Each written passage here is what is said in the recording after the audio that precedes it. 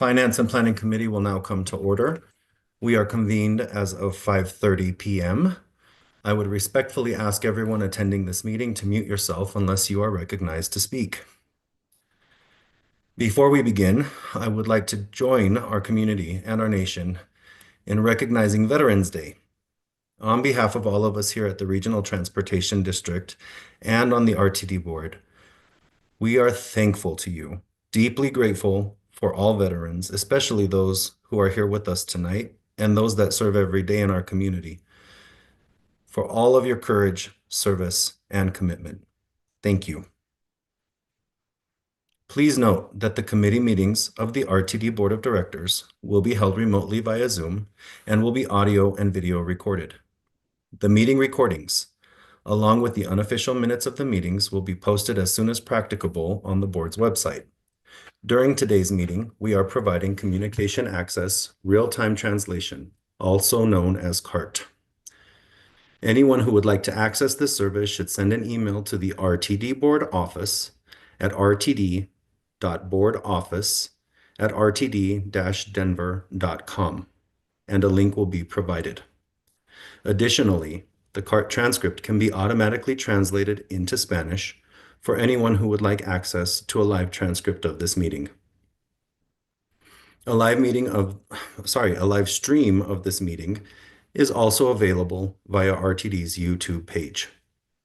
I would now like to call the roll for the committee members. Vice Chair Karen Banker. Present. Director Julian Bouquet. Present. Director Lynn Geisinger. Here. Director Chris Guchenritter. Here.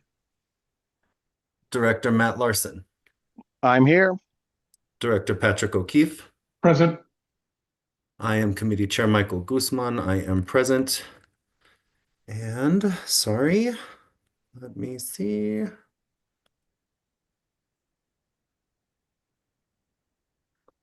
believe Director Chandler is here.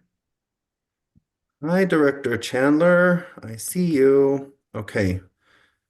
I do not see anybody else. Staff, please advise if another director joins the meeting just so we can keep the record straight. Will do.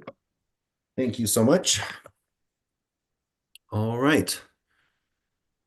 This is our public comment section. I would like to open public comment to anyone who would like to address the committee regarding any topic listed in the published meeting agenda for the current and immediately preceding month. If you wish to speak and have not already done so, please either raise your virtual hand or press *9 on your phone. During this time, the committee will not offer any direct comments or responses. However, if you would like to be contacted regarding your public comment, please email the RTD board at rtd.directors@rtd-denver.com. Are there any hands raised for public comment at this time? Committee Chair Guzman, this is Jack Kroll, Executive Manager of the Board Office. At this time, I do not see any hands raised. Thank you. Were there any comments received by email prior to this meeting? Can we read them into the record if there were? Yes, we received one that we deemed most appropriate for this committee meeting from Kai Abelkis writing in regarding financial constraints for the construction of the Northwest Rail corridor and encouraging the board to explore greater bus service between Longmont and Denver International Airport as a result of those constraints. And that was the only written comment received relevant to this meeting. I do also want to note that Director Nicholson has joined us. Thank you. All right. With no speakers or participants in the queue, we will close the public comment period at this time. Tonight, there are no external entity reports for today's meeting. We have 8 recommended actions before us tonight. Our goal will be to navigate through them thoroughly yet efficiently. As I have done over the last few months to aid us in our work, I have estimated with staff and with the vice chair an estimated time needed for both presentation and discussion on each of our action and discussion items. Those times are printed on the agenda, and I will do my best to keep us on those times. However, our conversations may warrant more or less time on each item as we go through them. Nonetheless, this practice aligns with our operating guidelines and has been effective in helping us complete our work diligently.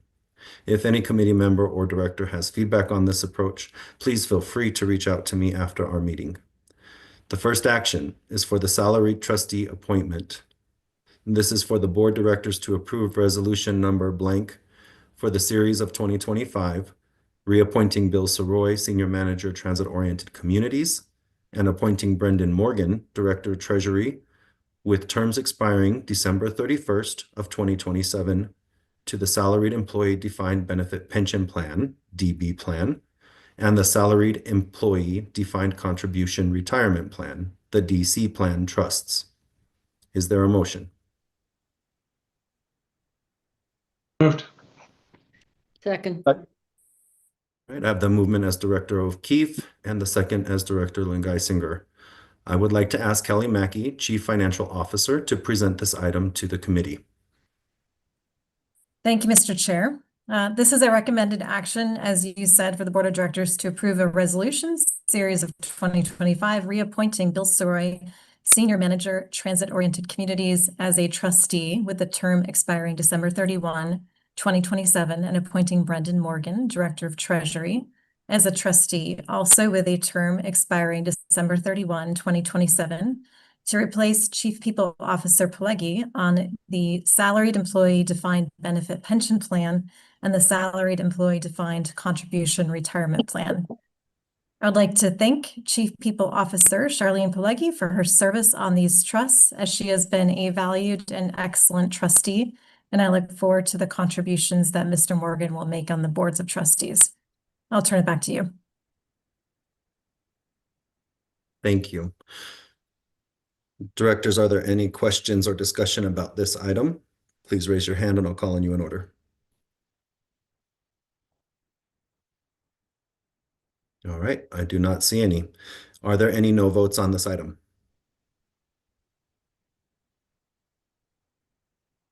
Hearing none, that passes unanimously, and we will move on to the next item. Thank you so much. The second action is for the Ticket Vending Machines Modernization Title VI Fair Equity Analysis. This is for the Board of Directors to adopt the Title VI Fair Equity Analysis Report for the proposed addition, reduction, and replacement strategy for ticket vending machines.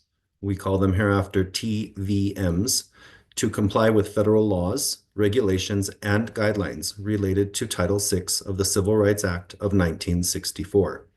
Do we have a motion? So moved. Thank you. Is there a second? Second. Thank you. I have the movement as Director Bouquet and the second as Director Larson. I would like to ask Carl Green, Jr., Director, Civil Rights Division, to present this item to the committee and to introduce any other members or members of his team that will aid in presenting of this item. Thank you, Mr. Chair, and good evening. I will pull up the slide. So as introduced, my name is Carl Green, Jr., Director of the Civil Rights Division. I have with me here tonight Martin Romero, Transit Equity Manager, who will be the main presenter, along with Justin Harding, our Civil Rights and Equity Analyst. So tonight's presentation is centered on the Ticket Vending Machine Modernization, Title VI Fair Equity Analysis. As the agency modernizes our fare collection systems, we must ensure customers who rely on cash to have accessible and reliable payment options. Simplifying the transit experience and reducing barriers for our customers are top priorities for RTD. And one line of effort that demonstrates our commitment to equitable service is by affording everyone with the opportunity to pay their fare through a mix of payment options. So with that being said, I will now yield the floor to Martin Romero, Transit Equity Manager. Thank you, Carl. And just to piggyback off Carl's remarks, this is also important not only as we discuss the role of TVMs, but also because these decisions directly shape how RTD designs and implements its broader fare collection strategy to ensure equitable access for all customers. Next slide, please. So here's what we'll cover tonight. We'll begin with a short video explaining RTD's fare modernization program and new ways to pay. Then we'll summarize the proposed fare changes and review FTA requirements for Title VI compliance. We'll walk through RTD's policies and analysis methodology, share key findings and equity results. We'll review the proposed communications and outreach plan, and then close with our conclusions and staff recommendations for board action. Next slide. All right, so let's start off by playing the short video related to customer payment. At RTD, we're focused on making it easy to pay your fare, because how you ride should be as flexible as where you ride. Right now, you've got plenty of options. Pay cash right on the bus. Use paper tickets or passes available online at sales outlets or ticket vending machines. Scan your MyRide app mobile ticket or barcode, or tap your MyRide card, including discounted fares and past programs. And starting in fall of 2025, even more convenient ways are coming.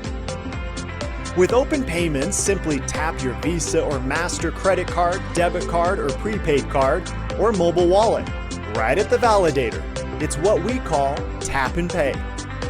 And with cash digitization, load cash into your MyRide account or card at RTD sales outlets and participating retailers like King Soopers, CVS, Walgreens, and 7-Eleven.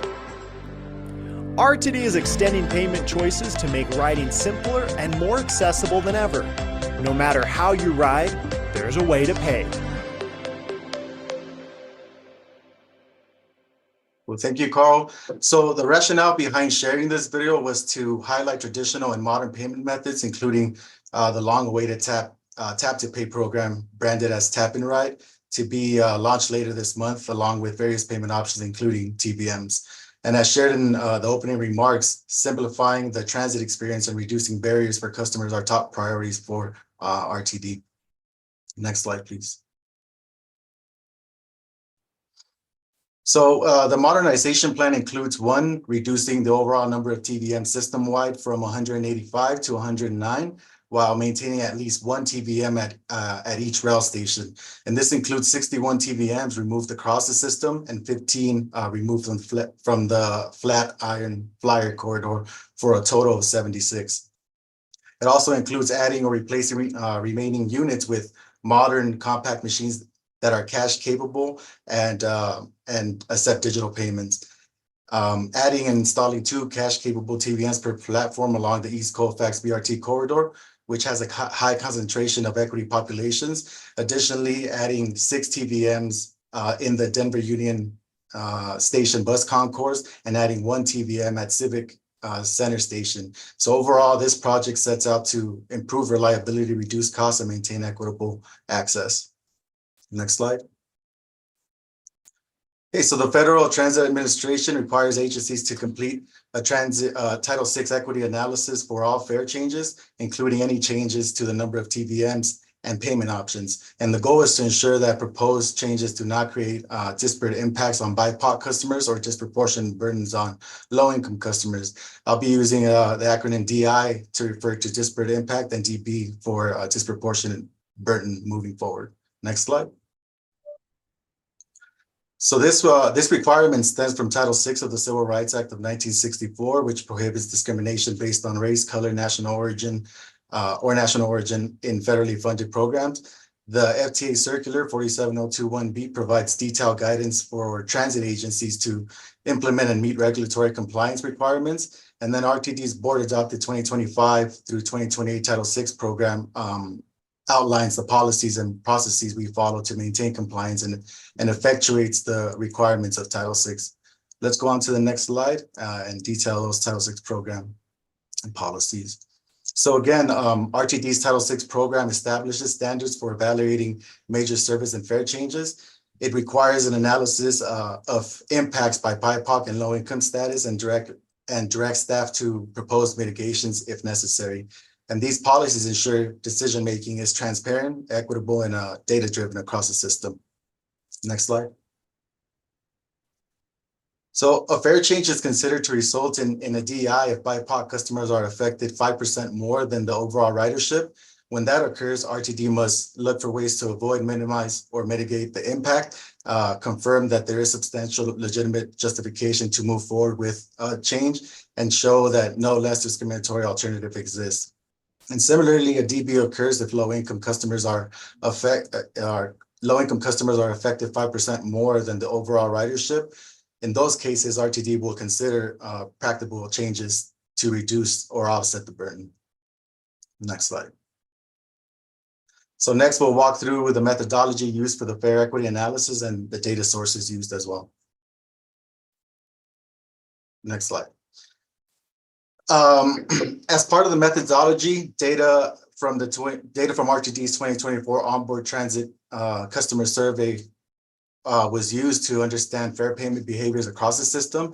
More than 12,600 responses were analyzed to determine the proportion of customers using TVMs. System-wide, 9.3% of all respondents reported using TVMs compared to 8.5% of BIPOC customers and 8.6% of low-income customers who reported using TVMs system-wide. And when focusing on rail-only customers, usage increased to 20.2% overall, with 20.7% among BIPOC customers and 20% among low-income customers. So this indicates that while TVM usage is a BIPOC payment method system-wide, it remains more prevalent among rail users, which guided how potential impacts were assessed. In addition to the survey data, a desk audit was conducted for rail stations to review access barriers that could influence decisions about TVM retention. Our Americans with Disabilities Act office conducted a desk audit on physical accessibility to evaluate accessibility and layouts of existing TVMs. And so together, these data sources inform the system level analysis for determining which TVMs could be removed or modernized without creating impacts on protected populations. Next slide, please. Okay, so to evaluate potential equity impacts on station level, 6 key data sources were analyzed and combined into a composite index score. The foundation of the analysis was demographic data from the U.S. Census Bureau 2019 to 2023 American Community Survey, so ACS, which identified concentrations of BIPOC and low-income populations near each station. Each factor was weighted based on its relevance to equity outcomes. So BIPOC populations are weighted at 30%, low-income populations 20%. Average daily boardings and ramp deployments from January 2024 through January 2025 were weighted at 15% each. TVM cash sales from 2024, 15%, and then nearby retail network data from 2024 was weighted at 5%. And so each metric was scored using quartile rankings, ensuring that stations with higher concentrations of equity priority populations or greater reliance on TVMs received proportionally higher scores. And so the scores weighted were then combined into a single composite index where higher values indicated greater potential for equity impact. And so the results guided decisions on which TVM should be retained, modernized, or removed. Next slide. For the Flatiron Flyer corridor, data from the 2024 onboard survey shows that TVM use was extremely low, only 1.9% of respondents overall, 3.5% among BIPOC customers, and 1.8% among low-income customers.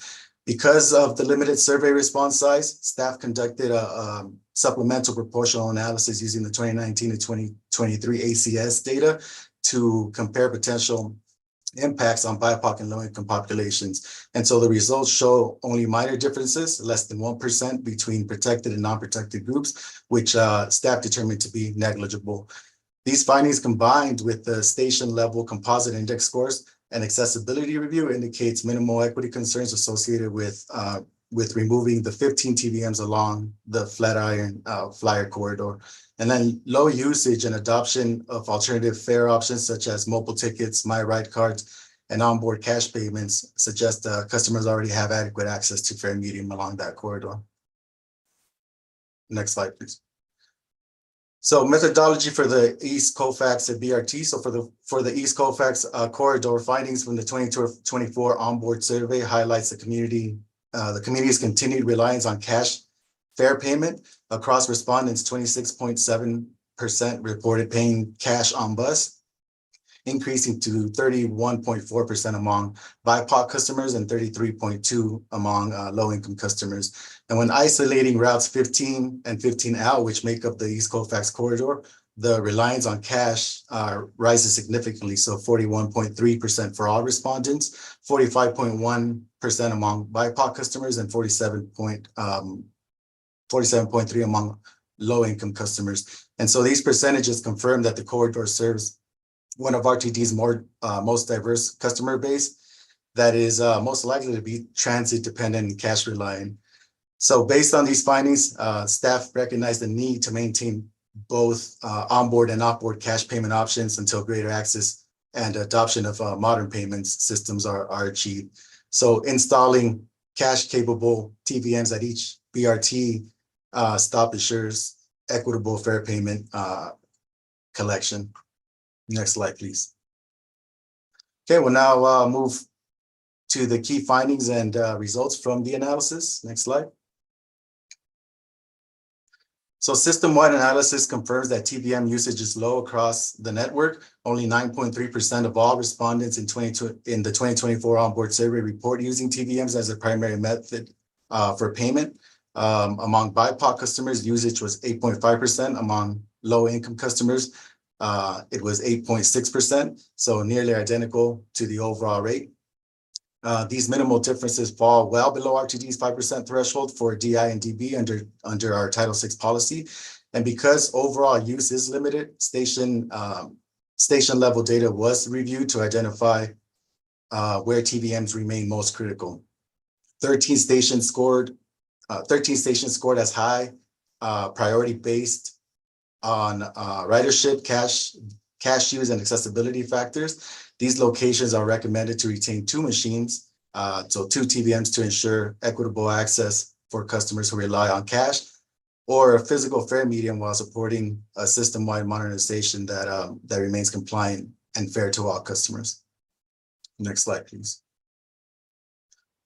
Okay, so the onboard customer survey data shows that TVMs used along the Flatiron Flyer corridor was extremely low across all respondent groups. Only 1.9% of all customers reported using a TVM compared to 3.5% of BIPOC customers and 1.8% for low-income customers. To supplement the data, supplement the findings, the limited survey response rate, additional analysis using the ACS data was conducted and it found minimal differences in potential impacts. The estimated effect was 0.39% for BIPOC compared to 0.69% for non-BIPOC customers and 0.90 for low income compared to 0.48 for non-low income customers. So these variations fall below RTD's established threshold for Title VI, DI, and DB. And the composite index score reinforces this conclusion, indicated limited equity concerns associated with the removal of TVMs along this corridor, given the low usage and availability of alternative fare options. Next slide, please. Okay, so the analysis found no potential DI on BIPOC populations or DB on low-income populations. From the proposed system-wide reduction in TVMs, the station-level review confirmed that the locations identified for removal do not present significant equity or accessibility concerns. In particular, the Flatiron Flyer corridor demonstrated extremely low usage rates and the TVM presence at these stops are redundant, further reducing the risk of adverse impacts. Overall, the data supports that the proposed removal aligns with Title VI compliance standards. Next slide, please. So for the East Colfax BRT corridor, the 2024 onboard survey shows that cash usage remains high, with 41.3% of customers reporting payment by cash on board. Among BIPOC customers, that rate rises to 45.1%, and among low-income customers to 47.6%. Population data from the ACS further reinforces this trend, showing that the corridor area includes approximately 63.6% BIPOC and 60.6% low-income residents. These findings confirm that the importance of maintaining off-board payment options such as cash-capable TVMs to ensure equitable access. At Denver Union Station Bus Concourse, the Denver Union Station Bus Concourse, 6 TVMs are proposed to be part of the closed system design, supporting the high volume of transfers and customers entering through controlled access points. And then census data for this area indicates a population that is 29% BIPOC and 19% low income. Civic Center Station with 1 proposed TVM serves an area that is 35% BIPOC and 27% low income. These installations collectively ensure that major transfer hubs and high use corridors maintain equitable access and fair payment options as well. Next slide. So the analysis found that the proposed additions of TVMs will benefit all customers by expanding access to fair payment options across key corridors and transit hubs. Along the East Colfax BRT corridor, the addition of TVM supports a high percentage of BIPOC and low-income customers who continue to rely on cash payment. The analysis identified no potential DI on BIPOC populations or DB on low-income populations resulting from these additions. And then similarly, the proposed TVMs at Denver Union Station's Bus Concourse and Civic Center Station present minimal equity concerns, as these locations already provide strong access to fair media and alternative payment options. Next slide. So going on to the communications and outreach plan, the communication and outreach plan strategy for the TVM modernization project will be designed to be comprehensive and bilingual. Efforts will focus on reaching BIPOC, low-income, and unbanked customers through multicultural in-person events and targeted community engagement. All messaging materials will be available in both English and Spanish and ensure accessibility across RTD service area. Public outreach will also include news releases, read and write publications, social media, and community newsletters to keep customers informed of the proposed reductions in modernization. We will also explore visual communications with stations and onboard signage, decals, and printed handouts that clearly explain payment options. In addition, a dedicated project webpage will provide updates, implementation timelines, and information on how customers can access and use new fair payment methods. Next slide. Okay, so the FTA requires that an agency's board of directors be informed of, consider and approve an equity analysis prior to taking action on a fair change. This presentation and the supporting materials provide the board with full summary of the analysis results and findings related to Title VI compliance. Staff recommend that the board approve the Title VI fair equity analysis for the ticket vending machine modernization project. Next slide. That's the end of the presentation. Thank you all for your time and attention. At this time, I'd like to open it up for any questions or comments. Directors, are there any of you that have questions or comments?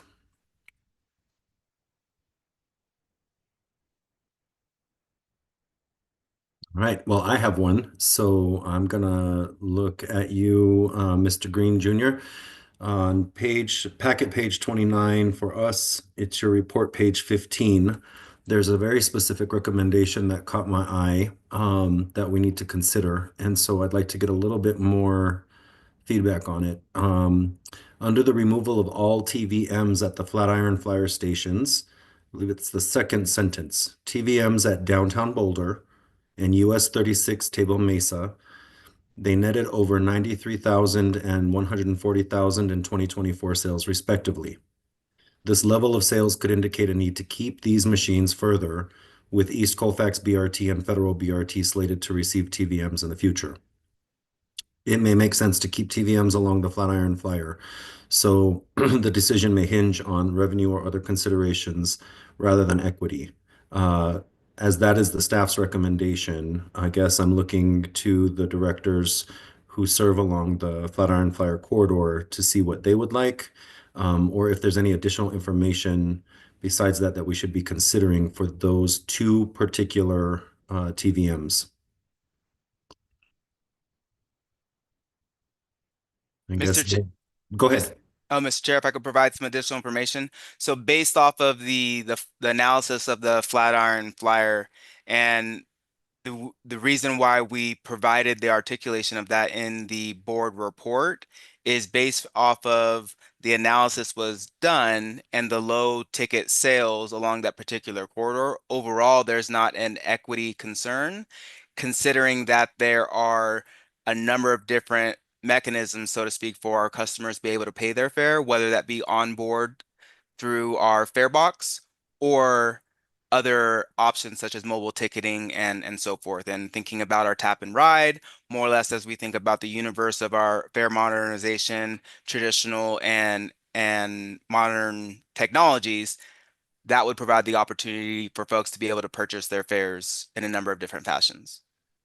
And I'm remiss in this, so forgive me. I don't ride the Flatiron Flyer nearly enough, but when I do, I've often transferred. So I've already paid a fare if I need to pay cash on a bus to get down to Union Station, or I have my board pass with me, so I've never had to think about this. We accept cash on that bus. Yes, that is Okay. correct, Mr. Chair. All right. It caught my eye because there earlier in the research that you have displayed here and quite well done. Thank you, by the way, to the whole team. There was a concern at both downtown Boulder and US 36 Table Mesa where there were elevated concerns around BIPOC community and for the potential for the low income community that access the Flatiron Flyer at both of those particular points along the Flatiron corridor. And so I just want to make sure that we're not making a move too fast. If we are still looking at netting over a certain dollar amount, does it make sense to be able to remove those? If there really is no concern about collecting fares along that corridor, I guess I would be okay with it, but I would still be concerned if we're trying to get things moving along to not have to wait too long for boarding at those if there's an option to do it. Also, for people that are underbanked or unbanked, being able to access fare media to be able to board quickly is a concern of mine as well. But I did see Director Geisinger's hand go up and then Director Nicholson after that. Director Geisinger, go ahead. Just to say that thanks for raising that. I missed it. So you asked if there were comments from me, I guess. And I would need to go back and look at it and see if I have any questions or concerns. Okay. Mr. Chair, can I provide a follow-up? Please. Yeah, Director Geisinger, just to provide more context into that particular section, just wanted to highlight out of the 8 locations along that corridor, there's about 15 total ticket vending machines. And what is flagged on the board packet page 29, as Chair Guzman noted, there's 2 particular stations where, as we look at ticket sales, there is, and I don't want to characterize it as a nominal amount, but it's higher than the other stations. So that begs the question of whether or not we should remove those 2 particular ticket vending machines at those locations. But as far as from an equity perspective, there's no concern there. But as we think about all of our customers, that's what's on the table for discussion. Board Chair, if I may add to Carl's comment, 1 out of the 8 stations serve higher than the average BIPOC populations, and then 3 of the stations along the corridor serve higher than the average low-income population. So just wanted to add that for context as well.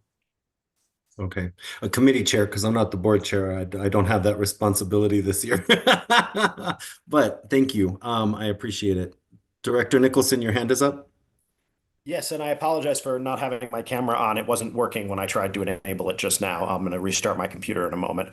I had a question about the the new TVMs that we're going to be implementing and how that impacts the equity analysis. And what I mean by that is that, as I understand it, the MyRide cards with the intention of the new TVMs that we're looking at will be reloadable at the stations, which obviates to a degree, for someone who has a cash payment, they can get a MyRide card and load it up and then reload it at any station they visit that has a TVM. Has that transition, which we've already sort of said we're intending to make, how did that factor into your analysis of the need for the number of TVMs that we needed? Because obviously, if people can do that, maybe there's less of a need for the number of them that we would have because people could more easily reload their MyRide cards. Mr. Green. Mr. Chair, I see that CFO Kelly Mackey just jumped on. I wanted to see if she wanted to address the question, and if not, then I can add. CFO Mackey, take it away. Yeah, Chief Financial Officer Kelly Mackey, thank you. The equity analysis is a bit independent from that because we still need to do the equity analysis to make sure that our customers are able to pay with cash where needed. So I sort of consider that to be separate. We're obviously still pursuing and going down the road of the implementation of Tap to Pay, which I think is about ready to go live, if not already ready. And we also have the MyRide app, but I would say this equity analysis is really separate from that. Yes. Oh, go ahead. Oh, go ahead. No, go ahead. Oh, I just wanted to add on, similar to CFO Mackey just noted, it's as we think about traditional and modern fare collection technologies, we are looking at it holistically. And considering that we are adopting various technologies, we want to ensure that we don't get, so to speak, too far over our skis with moving forward with something and discounting folks that may be cash reliant. So as we think about this holistically, we want to make sure that there's greater adoption of these other fare technologies before we look at removing ticket vending machines for that matter. Thank you. Director Nicholson? Just as a quick follow-up, CFO Mackey, I wasn't actually referring to open payments there, but rather the ability to, with a MyRide card, to reload those at the new TVMs. Like it's my understanding from you and others is that it's our goal in the next year or 2 or 3 with the new TVMs that we're looking at to be able to allow people to reload their cards with cash so that individuals who currently can only pay cash if they're on the bus would be able to pay with cash and then have a card that they could then use until they're able to reload it. Am I correct in understanding that that is the intention of what we will be doing in the coming years in order to somewhat address the cash issue? Ms. Mackey? Yeah, I am not as familiar with the project to be able to speak to that. It would make sense to me, but I'd have to confer with my team and get back with you just to make sure that's the intention, but it would make sense. Okay, thank you. And Please go one ahead, thing, Mr. Green. thank you, Chair Guzman. One thing that I would highlight too, as part of the analysis, one thing that we did factor in is looking at our retail network. So to your point, Director Nicholson, with being able to reload value via cash at the retail network to be able to use your MyRide on our system. But as far as the ticket vending machine, we're looking at, and to CFO Mackey's point, we're still looking at the exact technical requirements for the ticket vending machines, but they may be comparable to what they are now, but we're still exploring to see what that final ticket vending machine solicitation will look like. Got it. Thank you. Okay. So we're going to come back to the motion, which is to consider and approve the Title VI analysis and move this on to the board. Are there any no votes on this action?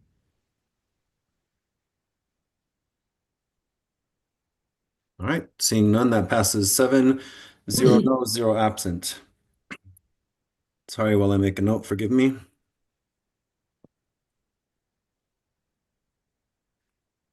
Okay.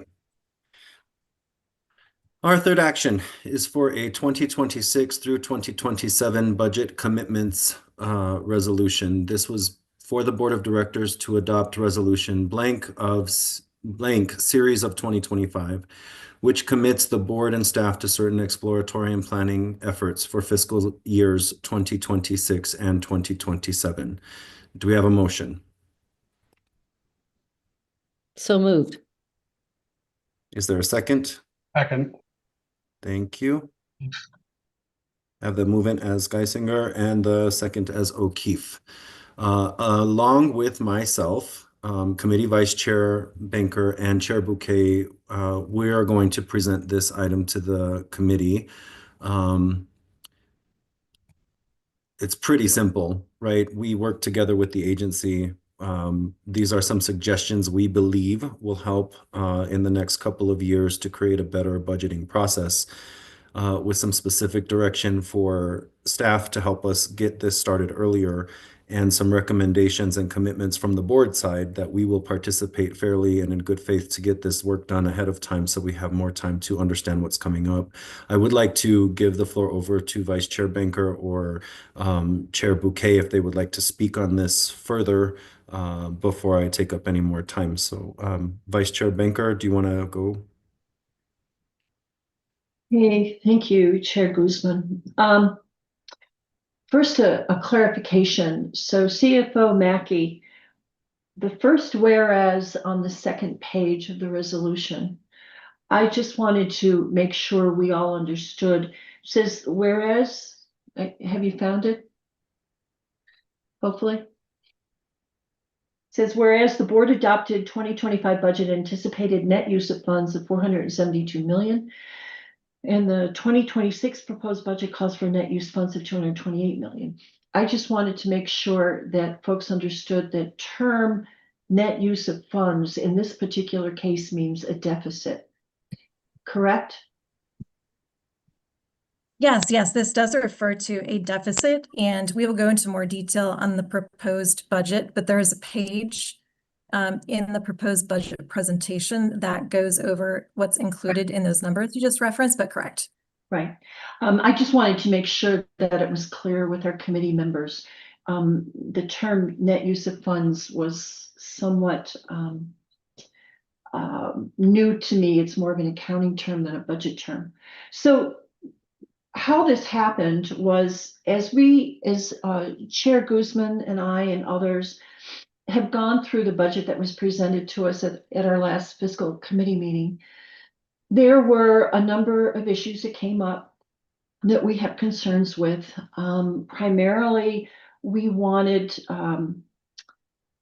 primarily as we dug into the budget and we saw that the deficit is pretty serious this year and next year. So we're trying to find ways to move the budget forward. Try to find ways to bring in more money.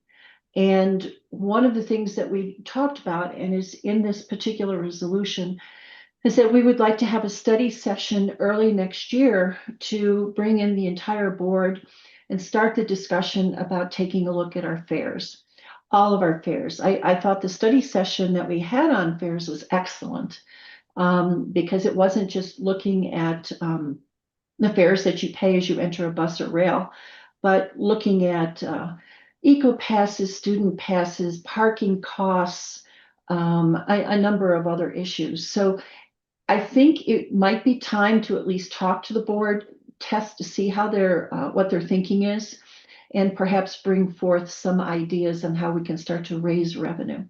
So the other issues that we've got here also, we are asking for our staff to aggressively go after grant opportunities. So we did not put into this budget, which I will say did concern me, but we did not put into this budget likely funding that we're going to be getting from CDOT. And there are a couple of different grant funds that they've got. And after talking to some of the folks from the Clean Transit Enterprise Board, and Director Geisinger, you were there also, where we had an opportunity to talk to the chair of that board. It is highly likely that RTD is going to be receiving 2 appropriations or 2 awards for increased service in the next couple of months, as soon as we provide CTE with some additional information that they're asking for. So we can go, I don't think we need to go through each of the 8 items that we have with this resolution, but if you've got any questions, I mean, please let us know and we'll try to answer it to the best of our ability. Thank you. Director Bouquet. Yeah, thank you very much, Committee Chair, and thank you, Committee Vice Chair Banker, for your work with this resolution. I do want to specifically point out I have bias towards the second item in the resolution, which will say staff will increase available funds for the partnership program for the 2026 call for projects such that the 2027 budget for the partnership program may be funded up to $10 million to pay for prior awards as well as awards made as a result of the 2026 call for projects. That's almost double of where we are going to be at, and that's very exciting for my district. That's very exciting for Director O'Keefe's district, very exciting for Director Pagliari's district, in which these suburban, for lack of a better term, outer portions of the RTD district can take advantage and have really enjoyed the partnership program. I can't stress enough where I've been working with my county commissioners in Douglas County, and one of the most exciting opportunities they have presented to myself and First Vice Chair O'Keefe is the expansion of the Link on Demand, which currently is in Lone Tree, and expanding that throughout the county. And for them, this really answers their transit needs at the cost of, again, for me, a lot for a school teacher. $10 million is a lot, but for the agency, a relative amount where they would love to take advantage of it if we had more money allocated for the partnership program. So I was very excited to see this being part of the resolution, and I really hope that this committee and ultimately this board adopts it. So thank you. Thank you. In the creation of this document, I would say a lot of the whereas you should feel very comfortable and familiar with, because most of that language is a restatement of our fiscal policy as it is. But this is to create the importance of us working together in a different way going forward. And so I'm going to put it to the vote unless there are any other questions or discussion that need to be had on it. Please, Director O'Keefe, go ahead. Thank you, Chair Guzman. The one thing I wanted to note, it's probably as good to do it here as it is in the budget session, that the partnership program is just a great idea, and I commend the people that certainly preceded me that came up with the idea. It's very popular. And has a lot of enthusiasm. While I really appreciate the $10 million allocation to it, the other thing that I'd ask that we consider in the evaluation is accepting larger dollar amounts for bigger projects. The Link is effectively a replacement for bus service. That's how I'm looking at it in the southern part of my district, that is west of Chair Bouquet's. And so I'd ask that as we implement this program, presuming it passes at this level, that we also look at the threshold, the maximum thresholds for the grants. I'm not saying spend it all in one place, but I'd like to have a little bit more flexibility as we evaluate those. But thank you, the three of you, for bringing this forward. I really appreciate it. Thank you. Director Nicholson. Yes, thank you. And this time I got my camera working. Just wanted to clarify when it comes to the partnership program, because I've had a few questions about this from even people in my district. Fixed route service provided by us, in which a local, city or entity partners with RTD, we can use partnership program dollars for fixed route service. It's not just non-union external services. Is that right? Madam CEO. Thank you very much. Good evening, all. Deborah Johnson, General Manager and CEO. The partnership program is specifically outlined for mobility projects. It's not fixed route service. We do have other elements within our portfolio that support, for instance, services that are fixed route in Boulder, for instance. But this mobility program, specifically partnership, was due to the need to provide local connections that would enhance transit utilization for the regional transportation district services.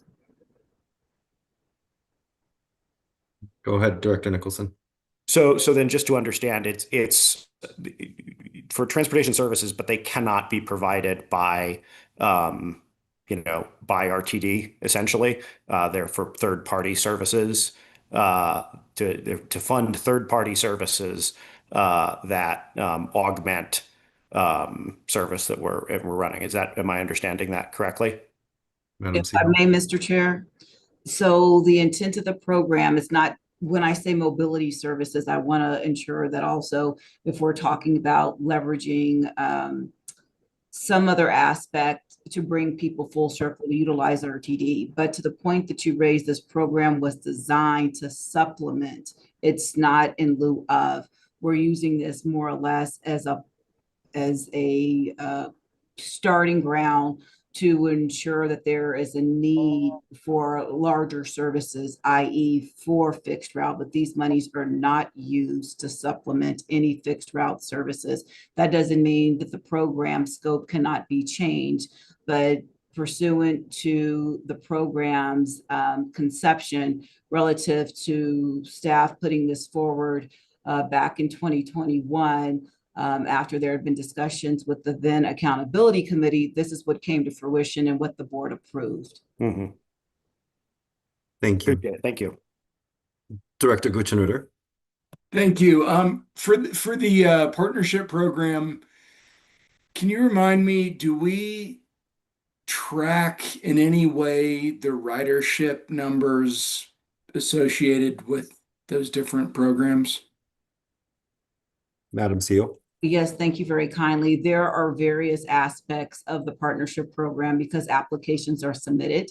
When we talk about ridership numbers, for all intents and purposes, these are primarily like on-demand or shuttle type services. That information is provided to our contract management oversight, for instance, because there needs to be adherence to the requirements as outlined in the application process. So contingent upon what that is, there potentially could be ridership or boardings, I would say in this instance, considering on demand and what those numbers would consist of, but it varies contingent upon the program and what was presented for the application.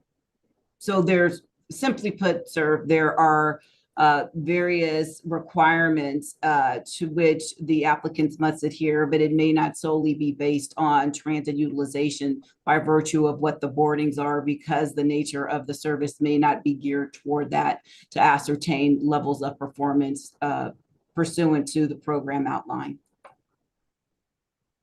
Yes, go ahead, Director Gutschenrieder. Sorry, I didn't fully grasp that, GMCO Johnson. Are we able to, or are annual boardings inclusive of any sort of partnership program boardings, ridership? Thank you for the clarification of your question. The answer would be no, because RTD is supporting these programs. We're not operating said programs. I see Mr. Soroy's hand raised. Go ahead. Thank you, Chair Guzman. I just wanted to reference that, one of the things that we will be doing as part of the comprehensive operational analysis in next year is doing an evaluation of the partnership program and looking at some of these metrics. That is part of the scope. So that will be part of the process in next year's COA. Director Bouquet. I was just going to say, based on the presentations I've gotten from Douglas County, they are tracking the link on demand. So Douglas County is definitely tracking what their boardings are for the link on demand, and it is booming down there. So just want to throw my last pitch there. Thank you. Director Banker. Yes, thank you. I also wanted to point out to our committee, after discussions with Chair Guzman and our CFO Mackey, item number 8. And item number 8 talks about a balanced budget. We felt that the deficits that we're looking at right now, we had a deficit in 24. We're going to have a very large deficit this year. And the deficit is very large for next year. The deficits are so large that we weren't sure if we could come up with enough new revenue or expenditure reductions to meet a balanced budget in 27. So the reason we included this is to give us a little bit more time to try to strategize as to how we're going to come up with a balanced budget.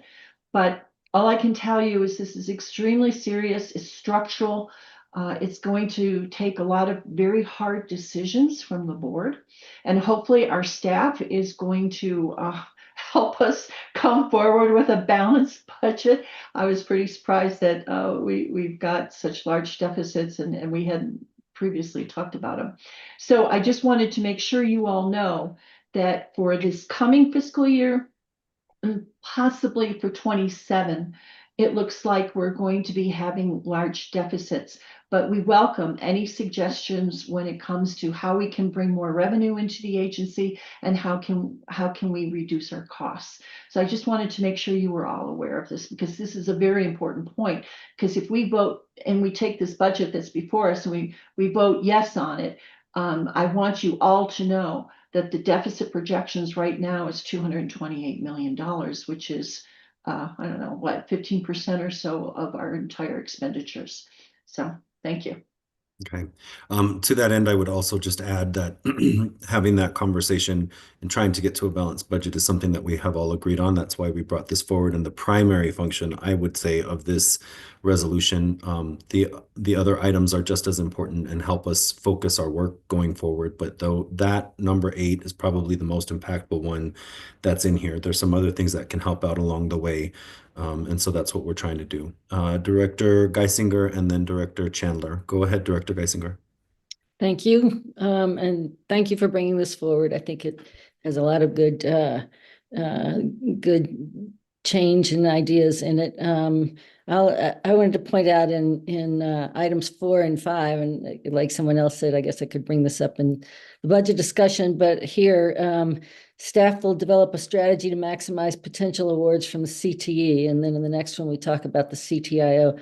They specifically state certain awards, but I think that language is broad enough to include any grants from the CTE or the CTIO. And I've been talking with Ms. Johnson about the zero emission vehicle grants. They're not just for vehicles, they're for facilities and fleet vehicles. There's a NOFA out right now that I'm still hopeful we will be applying for. I think that we could potentially save money on the cutaway vehicles and could start moving forward on planning and design for our facilities. I don't know if Ms. Johnson has anything to add there, but I think it's important to keep in mind that there are a number of grants out there that, in the state, I think, judging from the number of calls I've gotten from people in these organizations, are anxious to see us applying for those funds.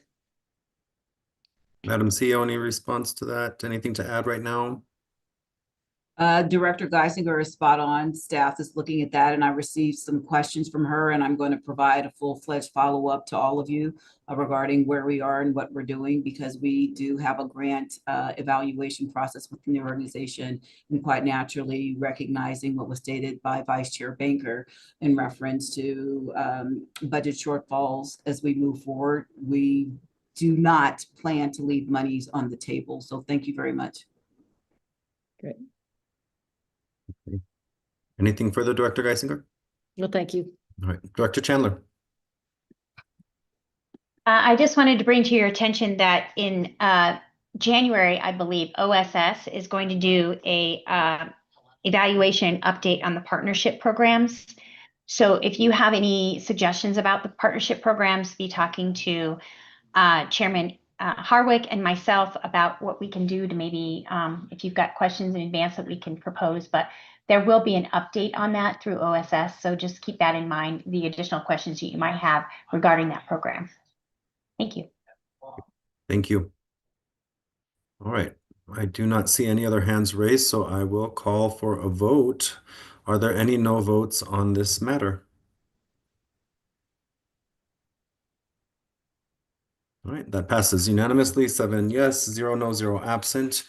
And we have made it to the big one, y'all.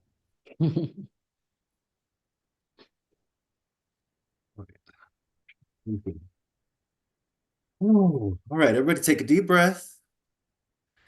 It is time for us to do one of the most important things we do all year and address our 2026 proposed budget. The fourth action tonight is for the Board of Directors to adopt resolution number blank, series of 2025, for the adoption of the 2026 budget. Resolution number blank, series of 2025, for the 2026 budget appropriation. and Resolution Blank Series of 2025 for the appropriation of 2026 previously appropriated capital. Do we have a motion? So moved. Okay. Second. All right, movement as Bouquet, the second as Director O'Keefe. All right. I would like to ask Ms. Kalimaki, Chief Financial Officer, and Todd Nichols, Senior Manager of Budget, to present this item to the committee, please. Thank you, Mr. Chair, and I'd like to thank Mr. Nickel as he did much of the work in creating the budget over the past several months. There are also other individuals that contributed significantly to the proposed budget. It's an organization-wide effort, and we extend appreciation to Mr. Nickel, Ms. Wagner, Mr. Cripps and their teams, as well as Mr. Summers, Chief Communications and Engagement Officer, and his team for their collective efforts in drafting the budget and the budget book. I would also like to thank the board office team for compiling this information after a very long day on Friday again. Thank you. Next slide. In this discussion, I will share background and assumptions that have been used in the 2026 proposed budget, and then we'll go through some of the financial information and finally talk about next steps for the board and the Finance and Planning Committee. Regarding the background, this meeting is an action item for the 2026 proposed budget. We allowed for a comment period. We're required by state statutes as a government agency to post this proposed budget online for public comment by October 15. It was posted online and made available in the board office. We also posted a notice that it was available within 2 daily newspaper publications, the Denver Post and the Boulder Daily Camera, to notify community members that the budget is available for public inspection. And we as an agency are looking for feedback, not only from the Finance and Planning Committee and the board of RTD, but we were also looking for public feedback regarding the budget. Staff held a study session on Wednesday, October 22nd to review the budget in more detail and answer questions. Approval of the proposed budget will be sought by staff in this evening's Finance and Planning Committee meeting, and then final approval would be requested from the full board at the subsequent board meeting on December 2nd. Budget development is a collaborative effort with every department involved. This is a multi-month and nearly year-round effort. Staff holds regular department budget meetings and reviews progress on actual expenditures versus budget and collaborates on issues and opportunities. The Finance and Planning Committee discussed and reviewed the 5-year financial forecast on July 15 and September 9 for 2026 through 2030. The forecast was used as guidance to ensure that we're not looking at just one fiscal year, but that we're actually looking several years out, carrying the revenue and expenditure forecast into future years to understand requirements that may impact 2026, as well as the maximum operating expense that staff should aim at to create a balanced budget without a deficit. The budget book is aligned with the 2021 through 2026 strategic plan, having 4 strategic priorities of community value, customer excellence, employee ownership, and financial success, as well as strategic initiatives of customer and community connections, enhancing public trust, building a better RTD, and service excellence. The budget book is aligned to board feedback and includes Office of the State Auditor recommendations in terms of presentations and provides transparency. The budget book starts with agency information, fiscal and budgetary policies, and an executive summary and a summary by fiscal year. We have included cash flows comparatively and by department with summary budget views by department. Next, let's reflect on typical budget assumptions. Some of the basic assumptions that staff included in the 2026 proposed budget are conservatism in the revenue assumptions according to the fiscal policy. Staff has used the medium forecast that was presented by the University of Colorado Leeds School of Business, meaning staff is not using the optimistic or the pessimistic views. The medium forecast is typically considered the most accurate forecast. The 2026 proposed budget does not include future potential grants that are not awarded yet, and staff has the opportunity to reforecast during the year if and when there is a significant change in a source of revenue or a grant that is won. The 2026 proposed budget incorporates the Transit Asset Management Plan without expansion, and the budget book includes the 2026 capital expenditures. Staff aims to align the proposed budget with being able to achieve performance metrics, especially from a financial perspective, maintaining fiscal sustainability, maintaining our credit ratings, and also being able to provide information to the public to show just how we're performing on a trended basis for those financial metrics. And again, it does meet the fiscal policy requirements. As I mentioned, the proposed budget excludes uncertain revenue. According to fiscal policy, it aims to balance expenditures to revenue as a best practice while maintaining our current service and staff levels. It incorporates maturing transit asset management plan information. As expenditures continue to exceed revenue, the proposed budget includes debt defeasance or prepayment, as well as an appropriation to issue only $20 million in certificates of participation to fund cutaway vehicles that are used for paratransit or flex ride services. Financing is incorporated due to the insufficient reserves projected over the next 5 years at current service levels. Vehicles and buses are typically the easiest and least expensive to finance. Financing vehicles is a very common practice, and relative to other capital spending, have relatively shorter useful lives, so they are paid off more quickly. And we will bring back to the board later in 2026 details of the 20 million issuance of certificates of participation for your approval at that time. So if you prefer not to issue this debt, you will have another opportunity to address that. Today is just an appropriation of funds. It is not an approval to issue 20 million of certificates of participation. Next, we'll move to financial information. The chart on the left shows the revenue trend going back to 2019, which was at 1.1 billion. Notice that the revenue projection for 2026 is 1.3, but if you look at without East Colfax BRT, it is also 1.1 billion.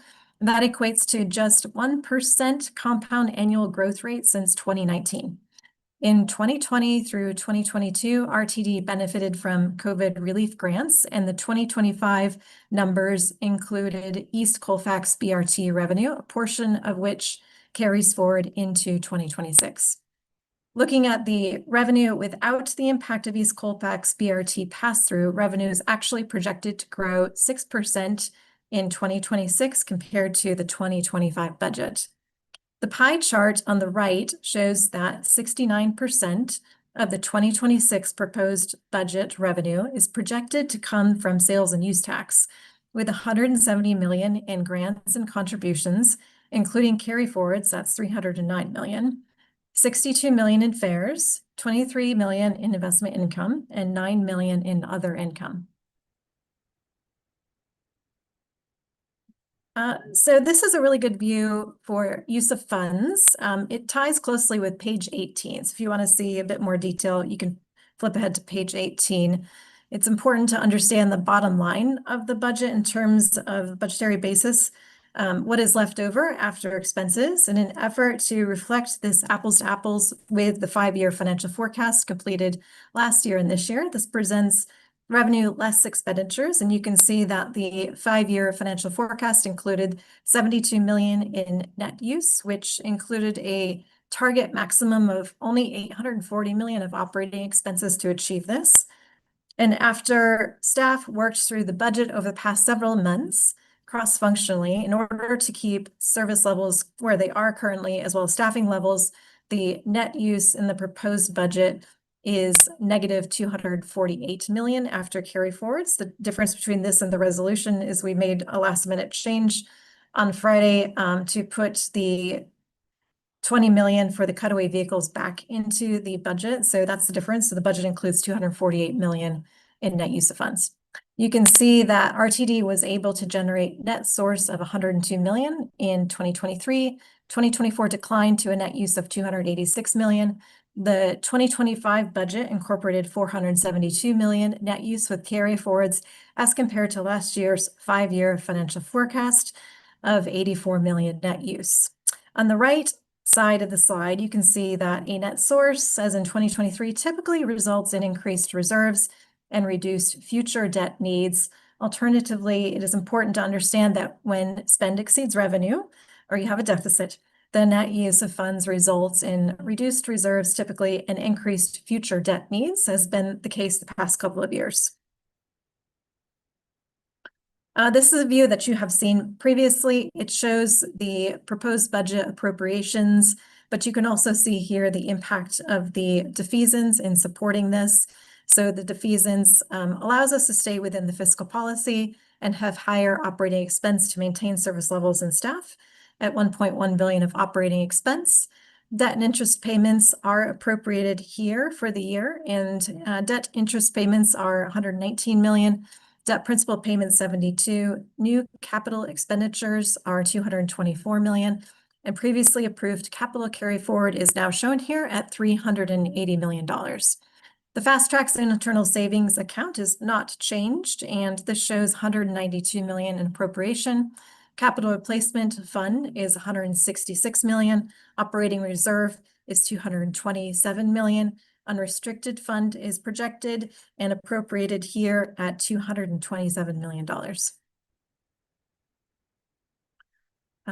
This slide goes over the expense categories that we will review in the next slide. So if you want to see the detail of what's included, you can review this particular slide.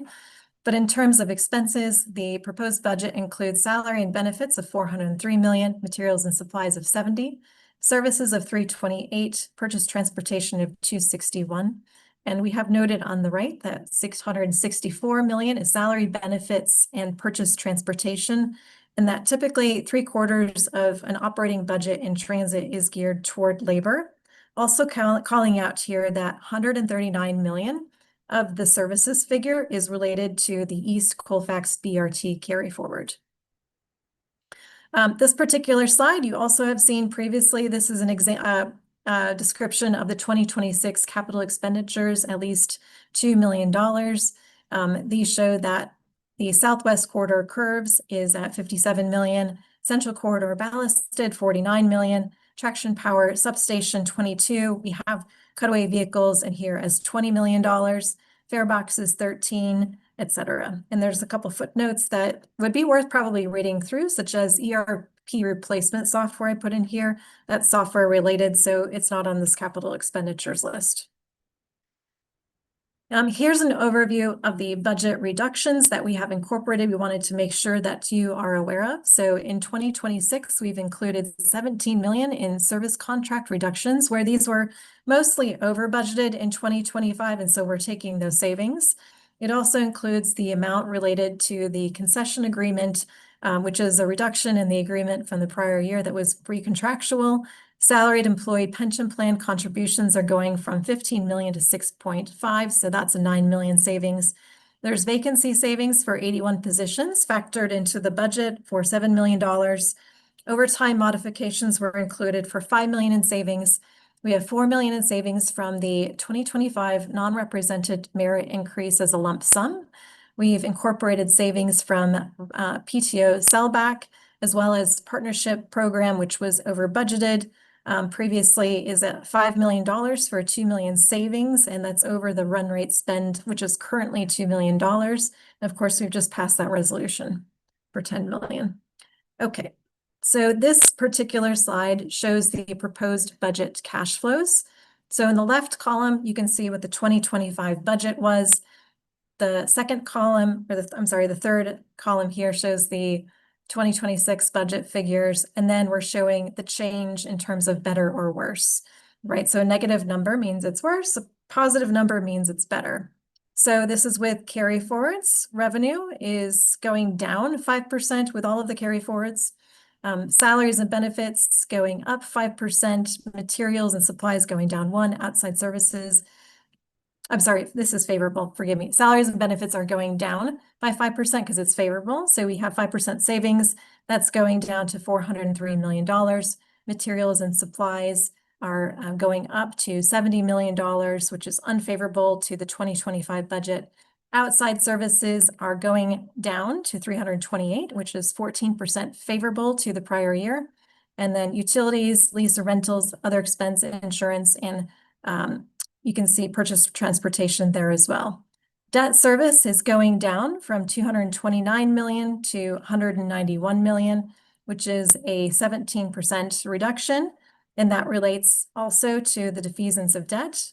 And then you're seeing capital expenditures going down from 361 to 224 million, or 38% favorable.